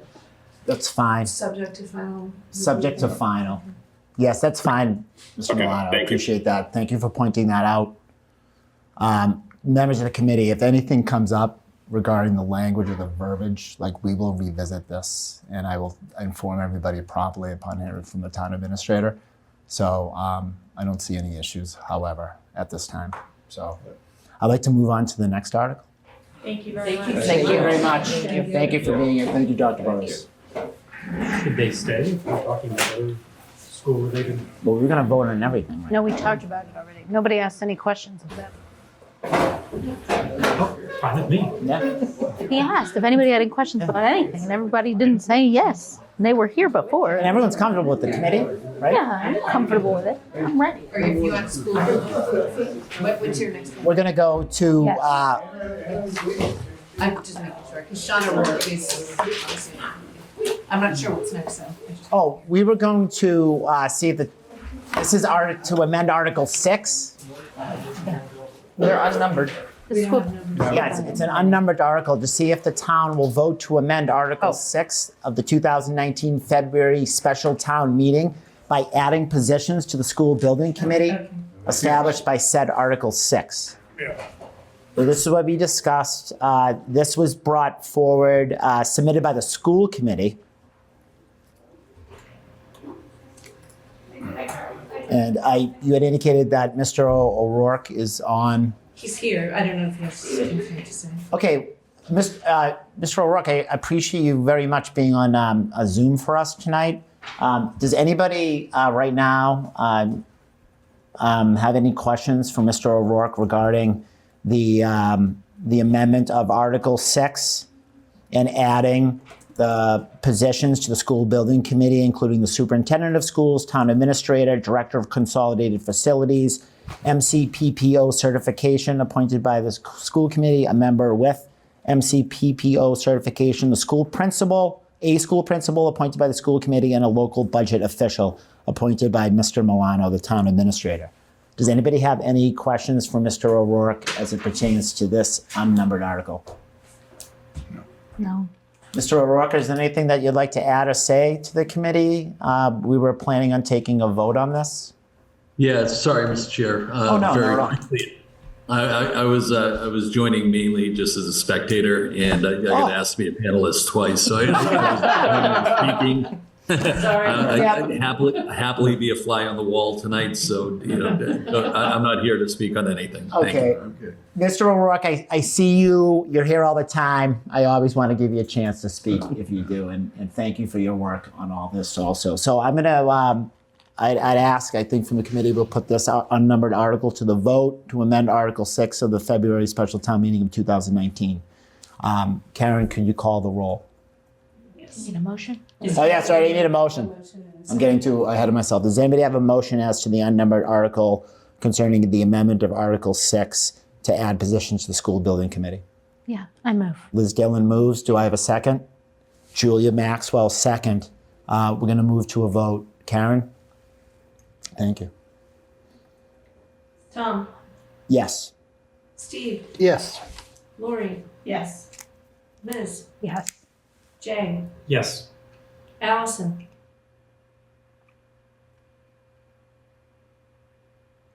Allison? Come back. Julia, Yes. Peter, Yes. Brian, Yes. Aman, Yes. Ron, Judy. Yes. And we'll try for Allison again. The motion Yes. carries. Oh, Yes. and yes for Allison. Okay, unanimous. Second in a row. Okay, there's one final school article. I am asking the committee to vote. I think we're here with this, and this is concerning the MSBA. So just very briefly, it's an unnumbered article in our draft warrant to see if the town will vote to appropriate, borrow, or transfer from available funds an amount of money to be expended under the direction of the school building committee for a feasibility study of an elementary or middle school project for Cunningham School, 44 Edge Hill Road, Milton, Mass., for which feasibility study the town might be eligible from a grant from the Massachusetts School Building Authority. So that is the article submitted by the school committee. Do I have any motion? Lori, Make a motion. Lori, do I have a second as to this article? Yeah. Yep. I'll second. Okay, Whoever you Ms. want. Dillon, second. Okay, so I move forward to a vote. Karen, could you call the roll as to this article? Tom, Yes. Steve, Yes. Lori, Yes. Liz, Yes. Jay, Yes. Allison, Yes. Julia, Yes. Peter, Yes. Brian, Yes. Aman, Yes. Ron, Yes. Judy. Yes. Motion carries. Thank you all three unanimous for the schools. Thank you all for your work on this, and especially your diligence tonight. I appreciate it. Okay, we're moving on. We have Town Council Attorney Mello present. I don't know if we have Mr. Milano still on Zoom, but Town Council, I'd invite you to step to the table. We have been eagerly anticipating your coming here to address authorizing the consumption of intoxicating beverages on town property, it previously being forbidden. And we are asking, this article asks us to now to allow that.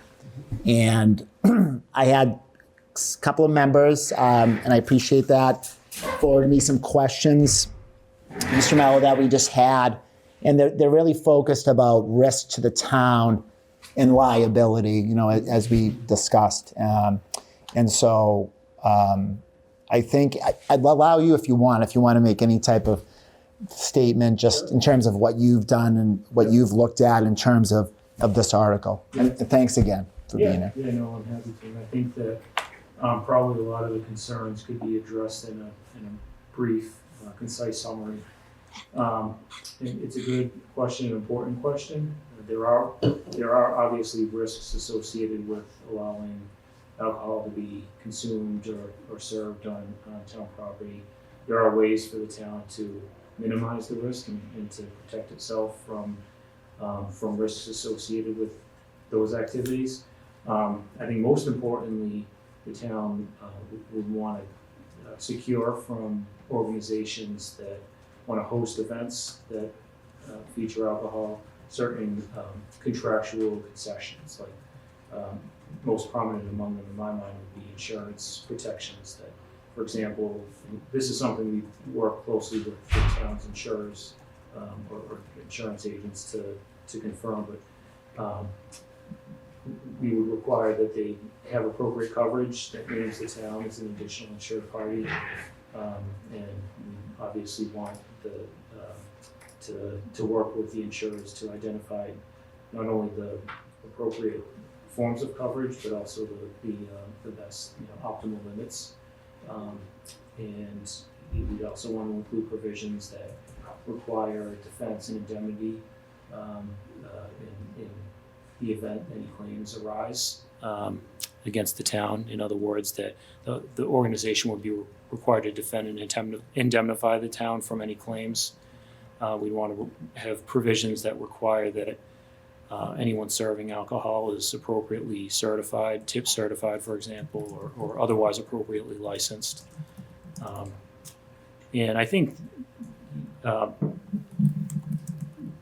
we should take some solace, if that's the right word, in the fact that the town's probably protected in most cases from extreme exposure by virtue of the Tort Claims Act. Because as a practical matter, most legal claims that would arise typically from events involving alcohol would be negligence-based or tort-based claims, with respect to which the town would be protected by the cap, liability cap that is provided under the Tort Claims Act of $100,000. So I think a combination of the insurance protections that we would secure from any organizations that would host events, other contractual requirements that would promise indemnity and waive liability or claims against the town, and measures that would best facilitate smooth operations and hopefully prevent situations from arising, like ensuring that any staff serving alcohol is appropriately certified and trained, could protect the town from, as a practical matter, from claims and liability. So happy to answer any questions, but I think that generally summarizes it. It's you want good, solid insurance protection, the right coverage, the right amount. You want good contractual protections that would entitle the town to indemnity and defense. You would want to make sure that staff is appropriately trained, and that's about it in a nutshell. I'd like to start out. So, Mr. Mello, Attorney Mello, how would that, just kind of a hypothetical, somebody wants to rent out the library, get some type of fundraiser, get together. They'd like to serve liquor. So, whomever, approaches the select board and says this is what we'd like to do. So what would the response be from the town council? Like, what would this process look like? So the select board might say, that's great. We'd love to have you do this event at the library. We'll give you a one-day license to serve. So how would that application look? Like, what things as town council would you require? You've got into it, but what I'm saying is, how would you execute that? How would the process go? Yeah, so the bylaw would require advance approval of the select board, and also, in addition to the select board, any board or department with control of the subject town property. It would always require the select board's approval, but with respect to property that's managed or overseen by a different board, it would also require the separate approval of the board. So we would require, as a condition of any approval, that which would need to occur in advance of the event, that they agree to contractual terms. And I haven't, we have plenty of forms that we could use. I haven't had occasion yet to, prepare the form or the template we probably would require. And I think, depending on the event or the circumstance, it won't necessarily always be verbatim from one contract to the next. There may be unique circumstances that warrant different provisions in different contracts, but we would follow a general template that would include the language that I described. And again, among the most prominent, important provisions in any of those agreements would be really tight insurance requirements that we would formulate after conferring with the town's insurer. And again, we would want to make sure that we enumerate any policy, any rider that would typically be required with respect to these types of events, and make sure that the town's named as an additional insured. Make sure that we obtain insurance certificates from the hosts, and even require that we obtain copies of the policies themselves to confirm. Because the certificate's just a one-page document that just identifies the coverages and the amounts, and whether it's the town's an additional insured, and the terms of the coverage, in terms of the duration. But I think would also include language that requires the host to actually provide a copy of the policies in question, so that we can be assuaged before any approval is granted that we're sufficiently protected. Okay, and just to follow up with that, would you be working with the town administrator to be putting that together? Oh yeah, absolutely. Okay, and then I assume going back to the select board and telling them we've completed the process, everything's okay. So I just want to know, like, if you were one of these people, or just for town meeting, like, the select board is approached, you work with the town administrator to get all the necessary insurance riders, the documents, make sure everything's fine. Like, what happens after that? Yeah, and I guess some of the particulars, I guess, are subject to I'd want to have a discussion with Nick and others about how they prefer to handle all the exact steps and sequencing. But what I would envision is that before any vote is taken, we would have an executed copy of the agreement from the other side, and that upon the select board's approval, it would be signed by the appropriate town signatory. And that would probably be the select board and the chair of the committee, library trustees, or whatever. Right. Okay. Yeah. The chair of the select board, or the select board, I think, would take the vote to authorize and perhaps authorize a designee, like the town administrator, or the select board chair, whoever. We that could be handled. That it's subject to preference and logistical convenience and all that. But no, the bottom line is, I think that we would require that any agreement be executed by the other side in advance of any vote, and certainly any vote would be required before any event occurred. Does any other member of the committee have any questions for Attorney Mello regarding this article? Jay. This is very nitpicky, but there is a residential house, I believe, owned by the cemetery, leased out to people who live there, and that's their home. Are we just saying, see no evil, hear no evil? Or would the select board and the cemetery trustees say you can drink in your own house? Or it's a silly question, but it's also a real question. Mm-hmm. Yeah, no, absolutely. I think that's, I guess the way this proposed article reads to me is that it would require advance approval on a kind of an instance by instance basis. I guess it's conceivable there could be situations in which provided we have the appropriate contractual protection secured, that an approval could authorize multiple instances or multiple events. I don't know. I guess it's a good question, Jay, and I think it's worth, I'm glad you raised it, because I think it's worth vetting and thinking more. Yeah, I'm not talking about them having a party at their house. I'm talking about them drinking a beer in the evening. Yeah. Yeah, and I think, I guess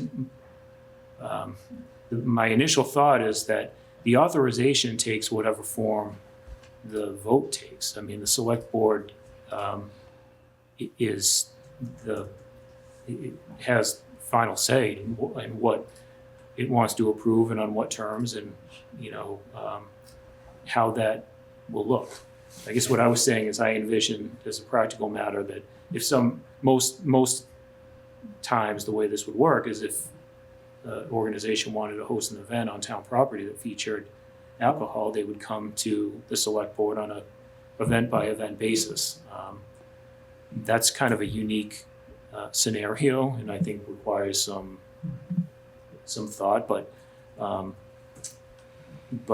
no, the bottom line is that any use, any consumption or service would require advance approval by the select board. Now, what form does that authorization take? Ultimately, it would be in the select board's discretion, but it's worth thinking about. You wouldn't want to. I think it's an excellent point. You wouldn't want to frame an authorization in kind of an open-ended fashion that could be construed to authorize service or consumption beyond what the board intends. Some sort of carte blanche, right to use alcohol on a particular property. We would want to avoid that. So I think in addition to all these protections, we want to make sure that any authorizing vote is framed and tailored appropriately. Is this something we'd want to hammer out before the February town meeting, or is it something we'll figure out with the select board after that? I think it could be. It's something that the board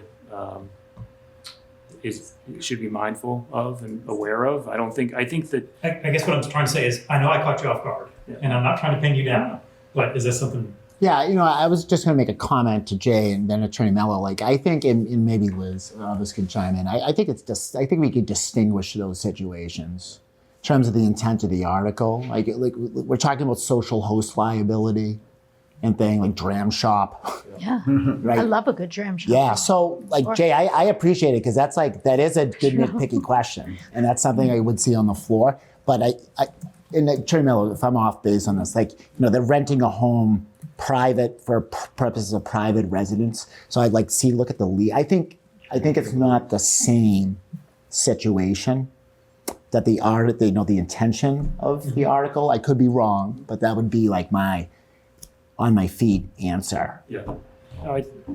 And I get that I caught you off guard. I'm just wondering, do we have to do something before town meeting 4 weeks from now, or is this somebody else's job? I think that the article is framed broadly enough to confer, a lot of latitude upon the select board to decide these types of questions. I think that's probably the most appropriate way to frame it. I guess the short answer is I think the way the article is currently framed gives the board the authority to decide again how on what terms it will allow alcohol to be consumed on any town property, including the property you describe, which I think is the right way to frame it. Liz. I don't know why you brought me into that hole for Jay and maybe Liz. You were looking at me. I was looking at you for a different reason. Yeah. Do you have anything you'd like to say? Yes. I did not raise my hand to excoriate. I raised my hand to ask a question. I thought, I was getting the feel. Liz. Mr. Milano had mentioned the last time he was here that the town was going to be working with their insurer who had made certain recommendations. And I just wanted clarification. You had listed the things that I would tell, also an attorney, I would tell my workplace to do in this scenario. So I feel good about that. But I just wanted to make sure that all of the insurers' recommendations have been implemented. And it would be implemented. Right. Yeah, Would be it's hard to capture it in the article, but rest assured that that the contractual protections that we would secure from organizations would include language that I think in pretty copious detail lays out all the insurance requirements. And I'm thinking, as I'm saying this, that of language we include in templates with contractors. And it enumerates all the different types of coverage: CGL, commercial general liability, professional liability, umbrella, workers' comp. Has a standalone paragraph that requires that the municipality be additionally insured. Has language that requires that if the insurance coverage is terminated, that we receive advance notice.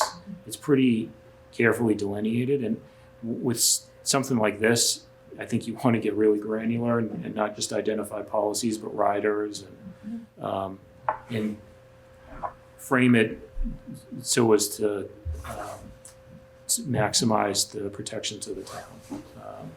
And that's, as a practical matter, that's something that we really need to work with the insurance agent to craft, because they're intimately familiar with the types of coverage that are available on the market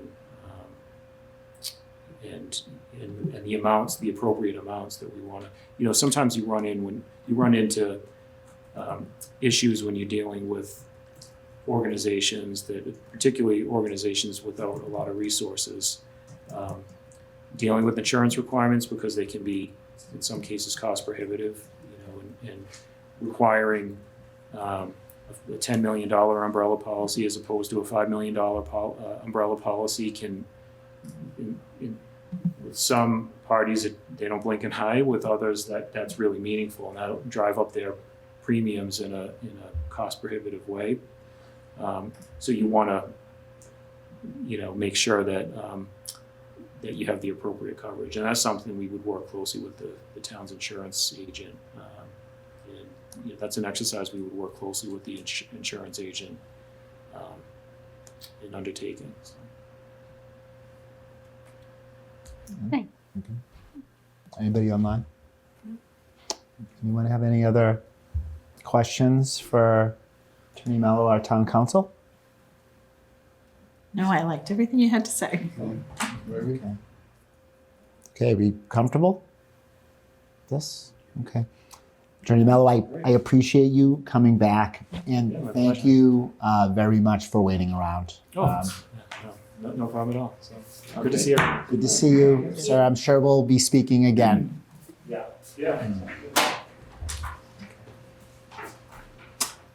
I guess now we can have a discussion, if we'd like. Anybody would like to maybe speak to anything? One comment. Sure. Brief. Please. So I was very heartened by Mr. Milano's statements yesterday about the fact that these would all be at open select board meetings, and people would have a chance to weigh in the neighborhood. And that made me feel a lot better about some of my questions. And I knew that Attorney Mello would have good answers about the liability, but it was nice to hear about that too. So I appreciated that from both of them. Thank you, Liz. That was good. Anyone else have any comments just as to the? Yeah, I'm sorry. Can I go? Oh no, go right ahead. I was just gonna say, I feel like his point on the provisions of defense and indemnity, like I didn't even think about that before, because I'm not wrong. But that made me feel better, because the indemnification of we're off the hook. He hit on every single thing. Yeah. You know, so you're Buzzwords. thinking to yourself, Yeah. yes. So that made me feel, Same. I would not expect any less, but still that made me feel very comfortable. And it's true that the insurer would be able to help, because they'll say, this is what you need in order for us to insure this. And if you don't have that, then we won't. And then of course you wouldn't do it. So that's good. Okay. I'll bring this up, and I'll bring it up just because it's come up in past town meetings from a long time ago. Any policy considerations for drinking on town property? Anybody have any concerns about that generally? I know historically, Milton's been a dry town for a long time. I remember when Abbey Park and those liquor licenses were coming out, there's a lot of conversation at town meeting about the expansion of consumption of liquor in the town. So I just didn't know. I just want to raise it. It's come up before historically, so I don't know if there was any member of the committee that has anything to say about that. And I just feel like I got to bring it up. Like to welcome Milton to the out of prohibition and to the age of alcohol consumption. Well, Peter, I thought I was gonna, get some, that Carrie Nation teetotal. Not for me. I'm Irish. But no, I just think it's a valid thing. I just didn't know if anybody had any issues wanted to speak to it, Liz.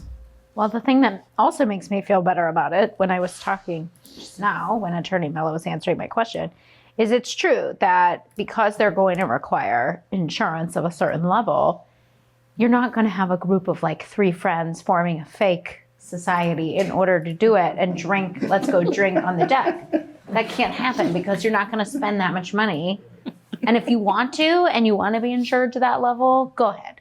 Because then the town is protected and the people of Milton are protected, fine. Yeah. I think that it's, I was worried before about it being a slippery slope, but I was really glad to have Attorney Mello come in because I don't think that that's really possible with the insurance that we're talking about. So that was helpful. Okay. Any other comments? The only comment I guess is, if you're sponsoring something, it's going to cost you something, and where does the money come from? So if you're the library, for example, and the friends of the library outside, I can understand that. If they want to pony up and have a fundraiser, they're paying for it. But I don't think we want departments going, having their own little parties on the town property, given the cost for insurance, etc. If they want to pay for it, I suppose they could. But I see this more as that's why I asked the question yesterday about, are we selling it or are we distributing it? If you're selling it, you can make enough money to pay for the event, then it makes sense. And I guess we don't really care who steps up to sponsor it and to make it work.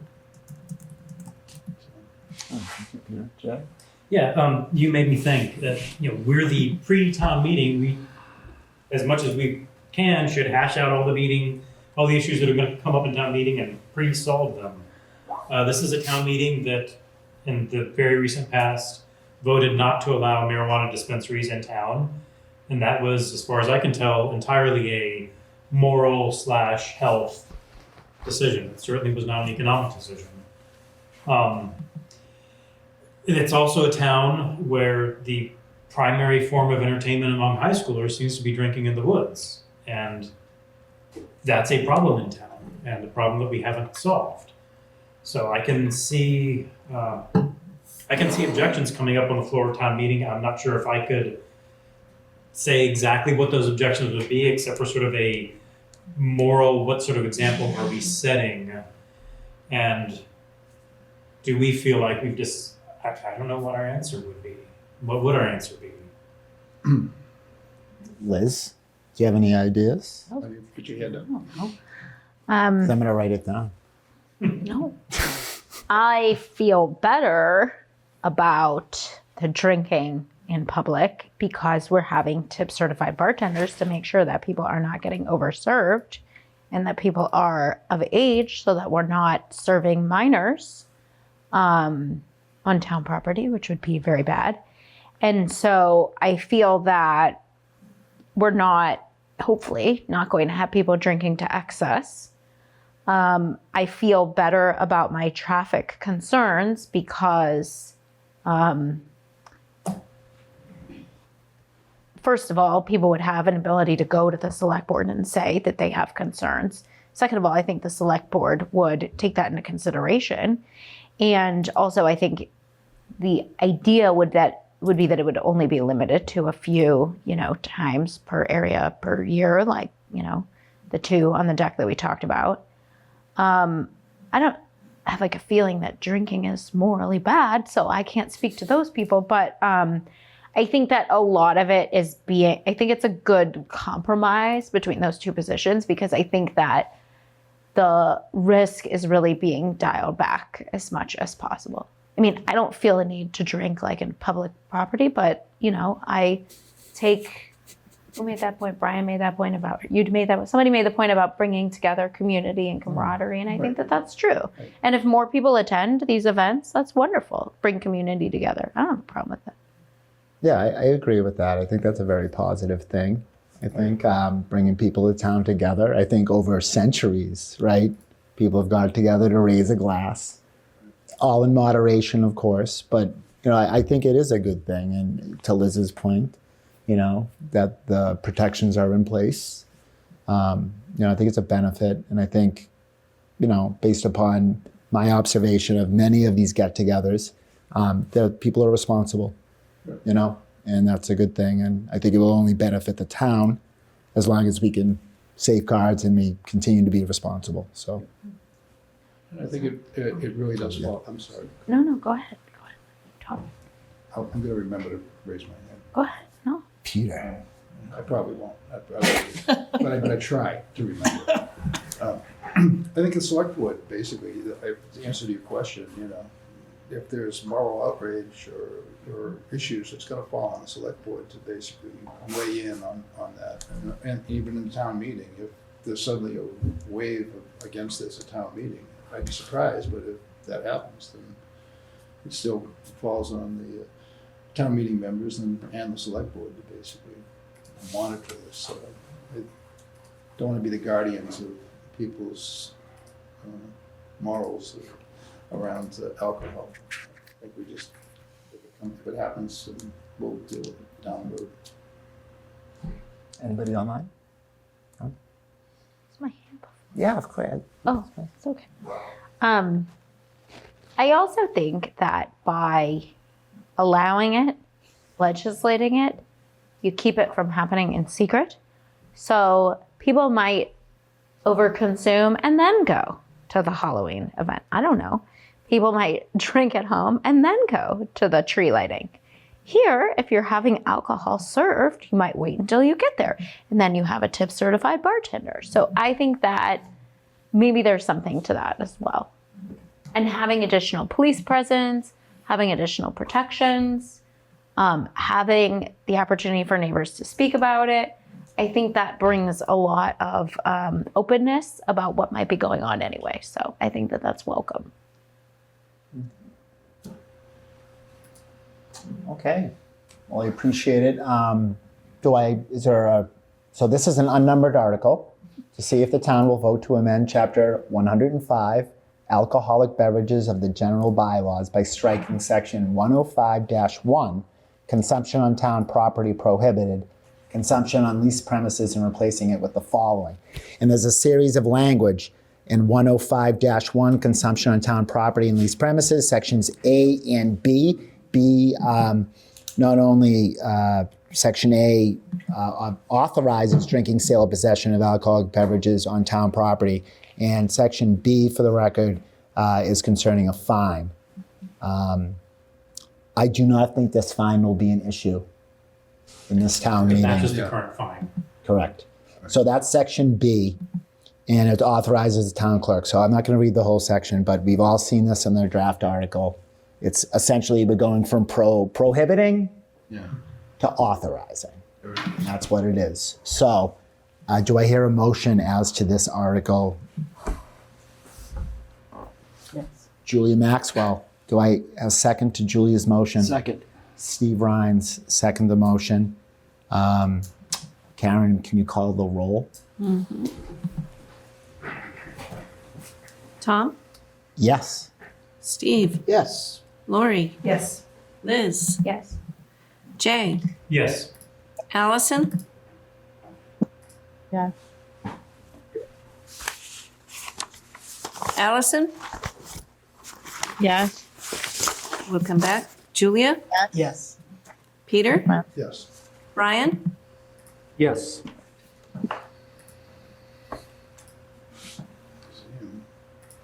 Brian? Sorry, yes. Yes. Aman? Yes. Ron? Yes. Judy? Yes. We'll try Allison again. Allison? Yes. There you are. Okay. The motion carries. See, another unanimous. Okay. Thank you very much, everybody. Good time. So I just got some housekeeping things. Can I go first? What do you want to say, Liz? Remember yesterday we wanted to vote on that, Yes. And that's what I'm going to talk about. No, it's okay. I appreciate it. I may have forgotten. I forget to call attendance, so who knows. So I made an attempt to amend the agenda. It was denied respectfully by a town clerk. No big deal. Karen and Karen worked with town clerk to get that done. So I'm thinking it's a very easy comment, and I think I feel as if though the committee is in agreement as to this housekeeping article. But what I think we'll do with this is we'll just hold back on this for the presentation of the other planning board articles. And we'll do them all en masse. And I'm saying this now because I've posted for Monday. I don't see really a true need for a Monday meeting at this point. We can all come in to vote on that one article, and I would prefer not to do that. I would prefer that the committee members work on the comments, because I'd like to assign some comments. And I think that maybe we don't need that meeting on Monday to vote on that one article, and we could just kind of group it all in February. I think that might be a better use of our time. And I don't want to get you guys worn out before February starts, because we're going to be in here a lot, I believe, with the planning board and any other article that may come down the pike. I mean, I could see potentially 4 or 3 new articles, which is really going to be a busy month. So that's kind of what I foresee. I think it's a better idea. So sorry, what's the one article? It's the Brook Road overlay. Oh, okay.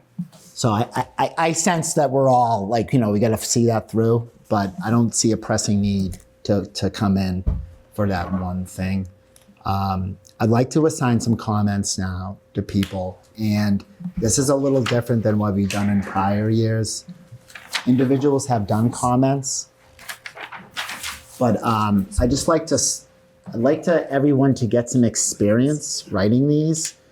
As you can see from our draft, the town provides a tremendous amount of background information in the draft that you should use, and buttress those comments with our conversations here.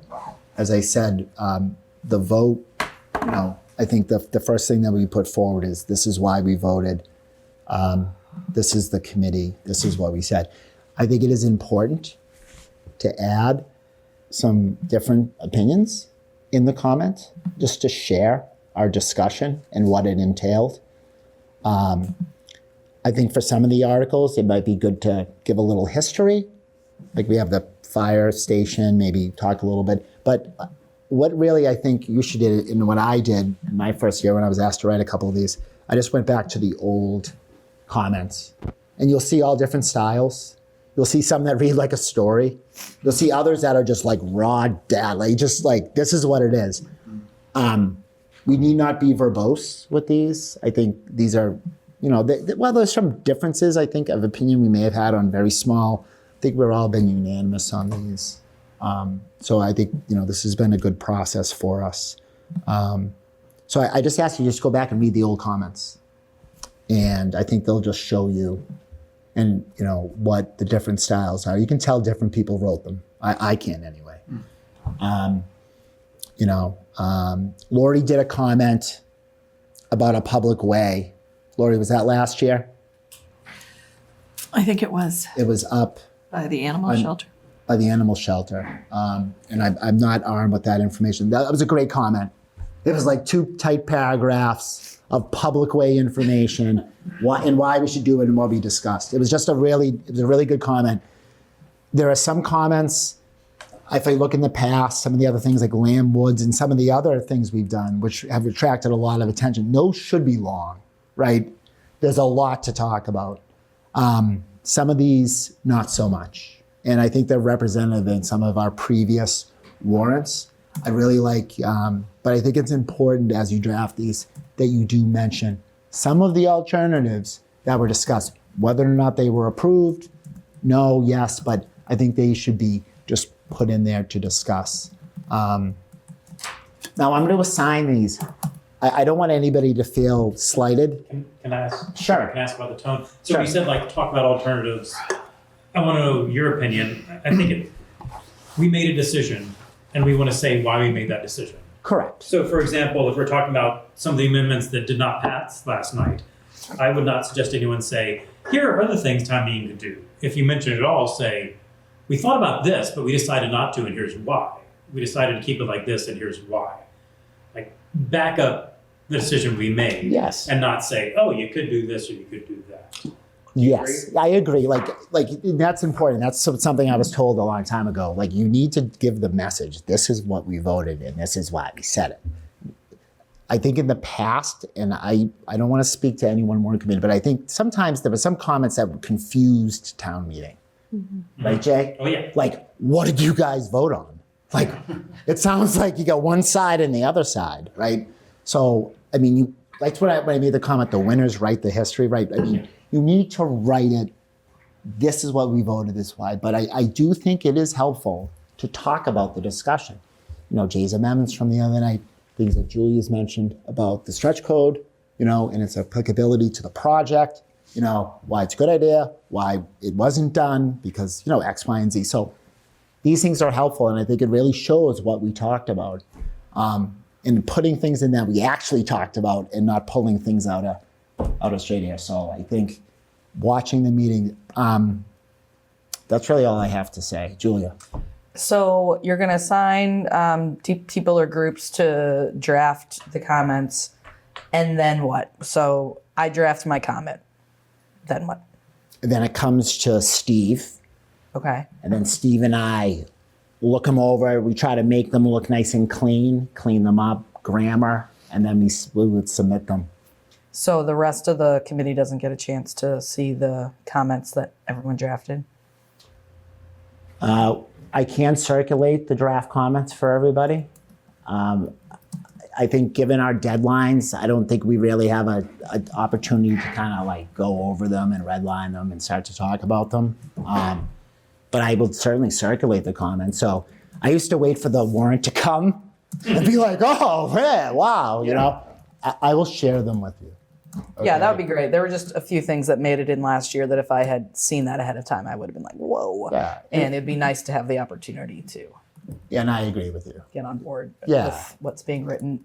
But like you said, not to go in and nitpick everything, but more just to make sure that, you know, we're all in agreement with the way the discussion was represented. Yeah, and I think that's the importance. And Julie, I appreciate that. And that's the importance of going back and just watching the meeting. Yeah. Okay, and it really, you can fast forward. You know when there was nonsense and where there was substantive conversation, and put those items in. And you tell town meeting about the work we've done, right? Showing up here, I think it's important. There's no nonsense that goes on here. So that's really what I have to say. Don't be offended if I'm not assigning you a comment. We're going to have like 70 of them at the annual town meeting. So there's going to be plenty to go around. So this is kind of what I see this, and I'm sorry if you don't want to write one, but so PEG access, the fire station money, the $60,000. Ron Sia, Ron, could you write that for us, please? Yeah, I'd be happy to. Ron, thank you. And there's some good language in there. If you want to talk about fire department history, you can go for it. But I would appreciate you doing that one. The senior tax, Judy, you by far have done the most work on this and are the most knowledgeable. I'd ask that you write that comment for us. I accept as long as I have another committee member with me. Okay, I'll get back to you.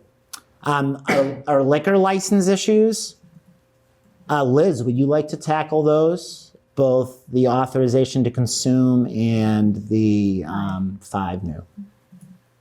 Those are kind of like one.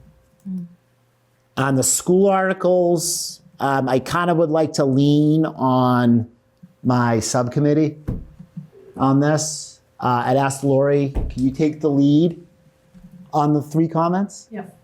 I'd ask that if there are subcommittee members who'd like to chime in and message Lori about their ideas or things that they would like to see in the comments, please do. Jay, I'm gonna ask you to do the lead pipe one. Yes, sir.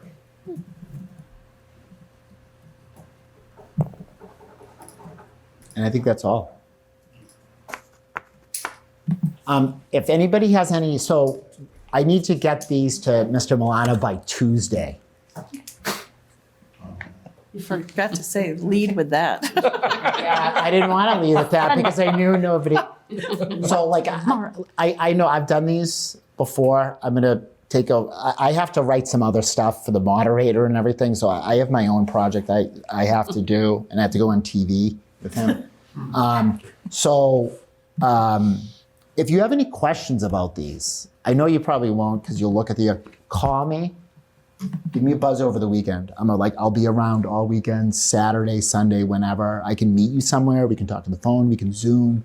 I don't know if I'm going to give you like all the answers, but if you have questions about like how do I start this, I'll be happy to help. And if you're up in the air about anything or something, call one of your colleagues. Call me. Maybe I can point you in the right direction to somebody, but.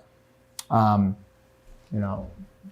don't think these are so hyper and complex that any of you here will have any problems doing these. And I'm really looking forward to seeing what you write. Judy has her hand up. Judy? Oh, you need a friend. So you just mentioned that anyone writing a comment could call a colleague for reassurance or help in a way. And that would not be out of meeting law because you're just conversing about a comment and it's one-on-one. Yes. I just wanted to make that point for the public, those watching at home. I may send you a little note. Is that okay? Sure. Would anybody like to give assistance to Judy on the circuit breaker? I'm happy to be a friend on the phone. So, Judy, why don't you include Steve and I in the correspondence? Okay. Just about the comment, and we can help you out. All right. Thanks a lot.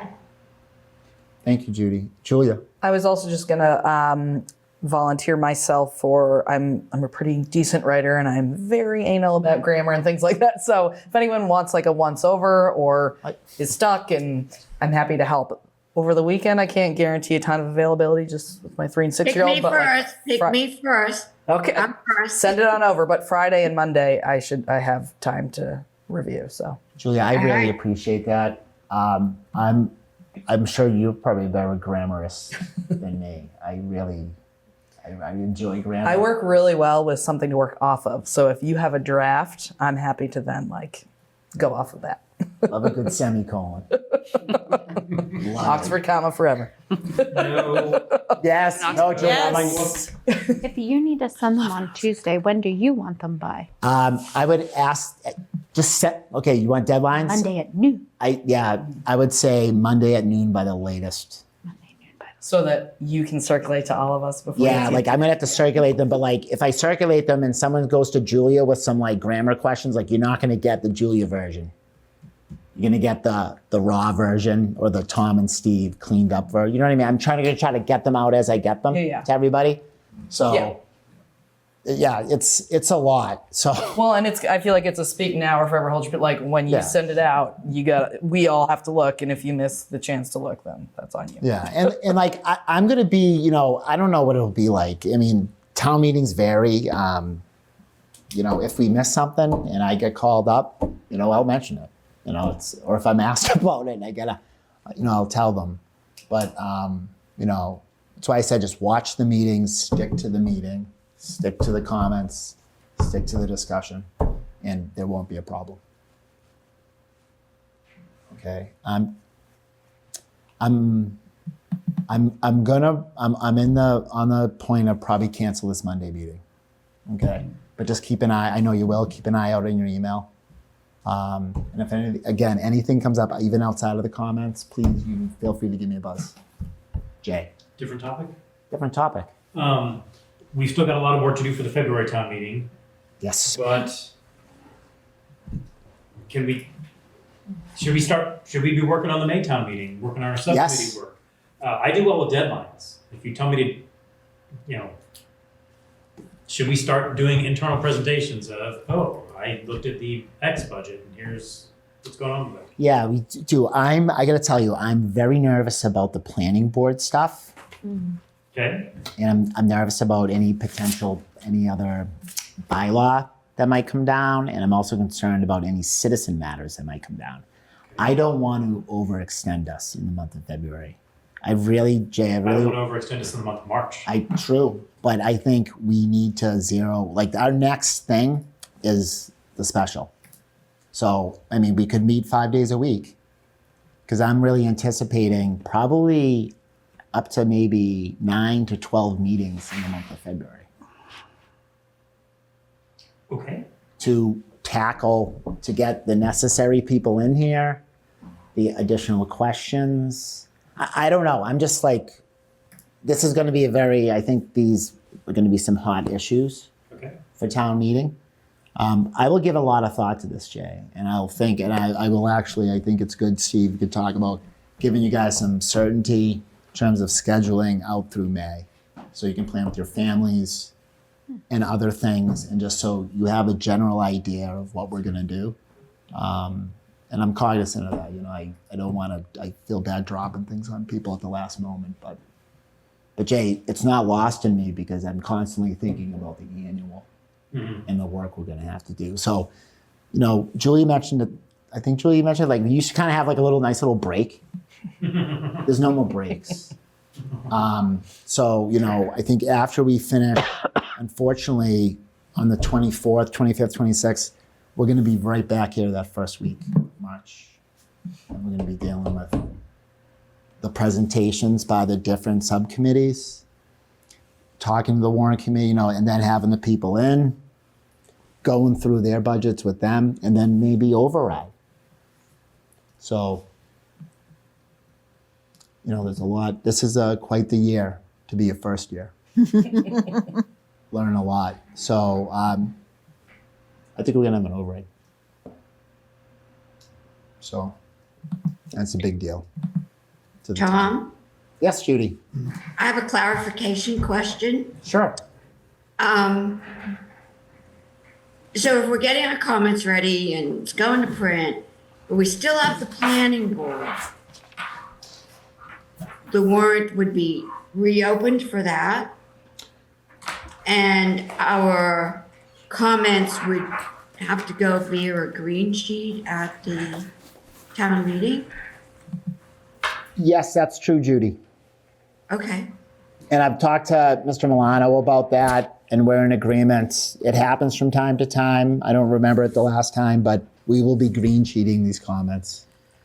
And also, it would seem to me that the actual articles might not make the print. Would that, excuse me, how would that work?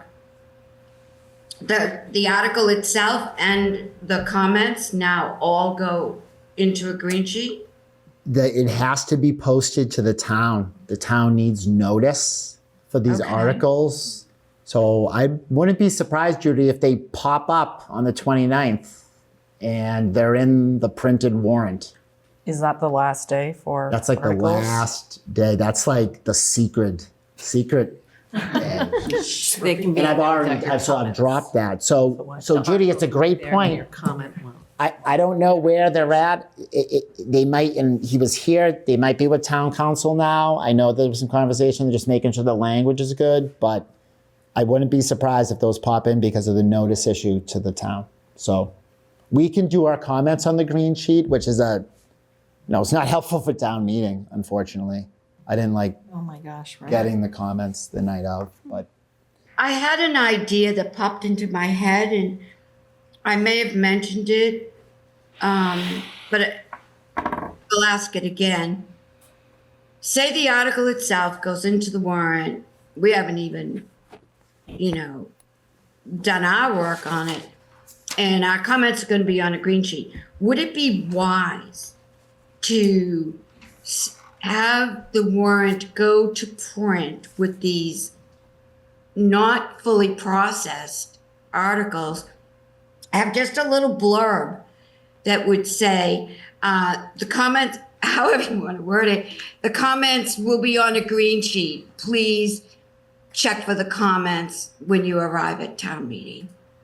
And that way, perhaps, when a town meeting member receives the warrant in the mail, they're not perplexed as to why there's no comments as what they usually see. yeah, Judy, we will put a placeholder in there indicating to the citizens of the town the circumstances surrounding the comment, why it's not in print. So that'll be noted for every member of the town to see in the warrant. So they'll obviously, the select board is the one who authorizes these. So they saw a need to open the warrant and bring these forward. And that's their purview. So, obviously that'll be reflected in the placeholder, but we'll just say stand by. Comment coming. Comments coming. And I think hopefully, people watch us in February and they listen to our discussions on them. And I probably give them a good idea of where we stand on them, and the planning board's work, what they've done. So everyone, I think comments by noon Monday at the latest. As if you finish one on Saturday, send it over. It gives me more time to look at it, gives me time to circulate it, and if it needs the Julia scrub, then it can get that. So noon Monday.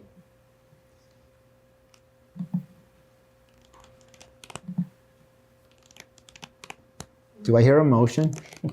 Motion to adjourn? Second. Steve, It was you. Peter, we are adjourned. Thank you, everybody.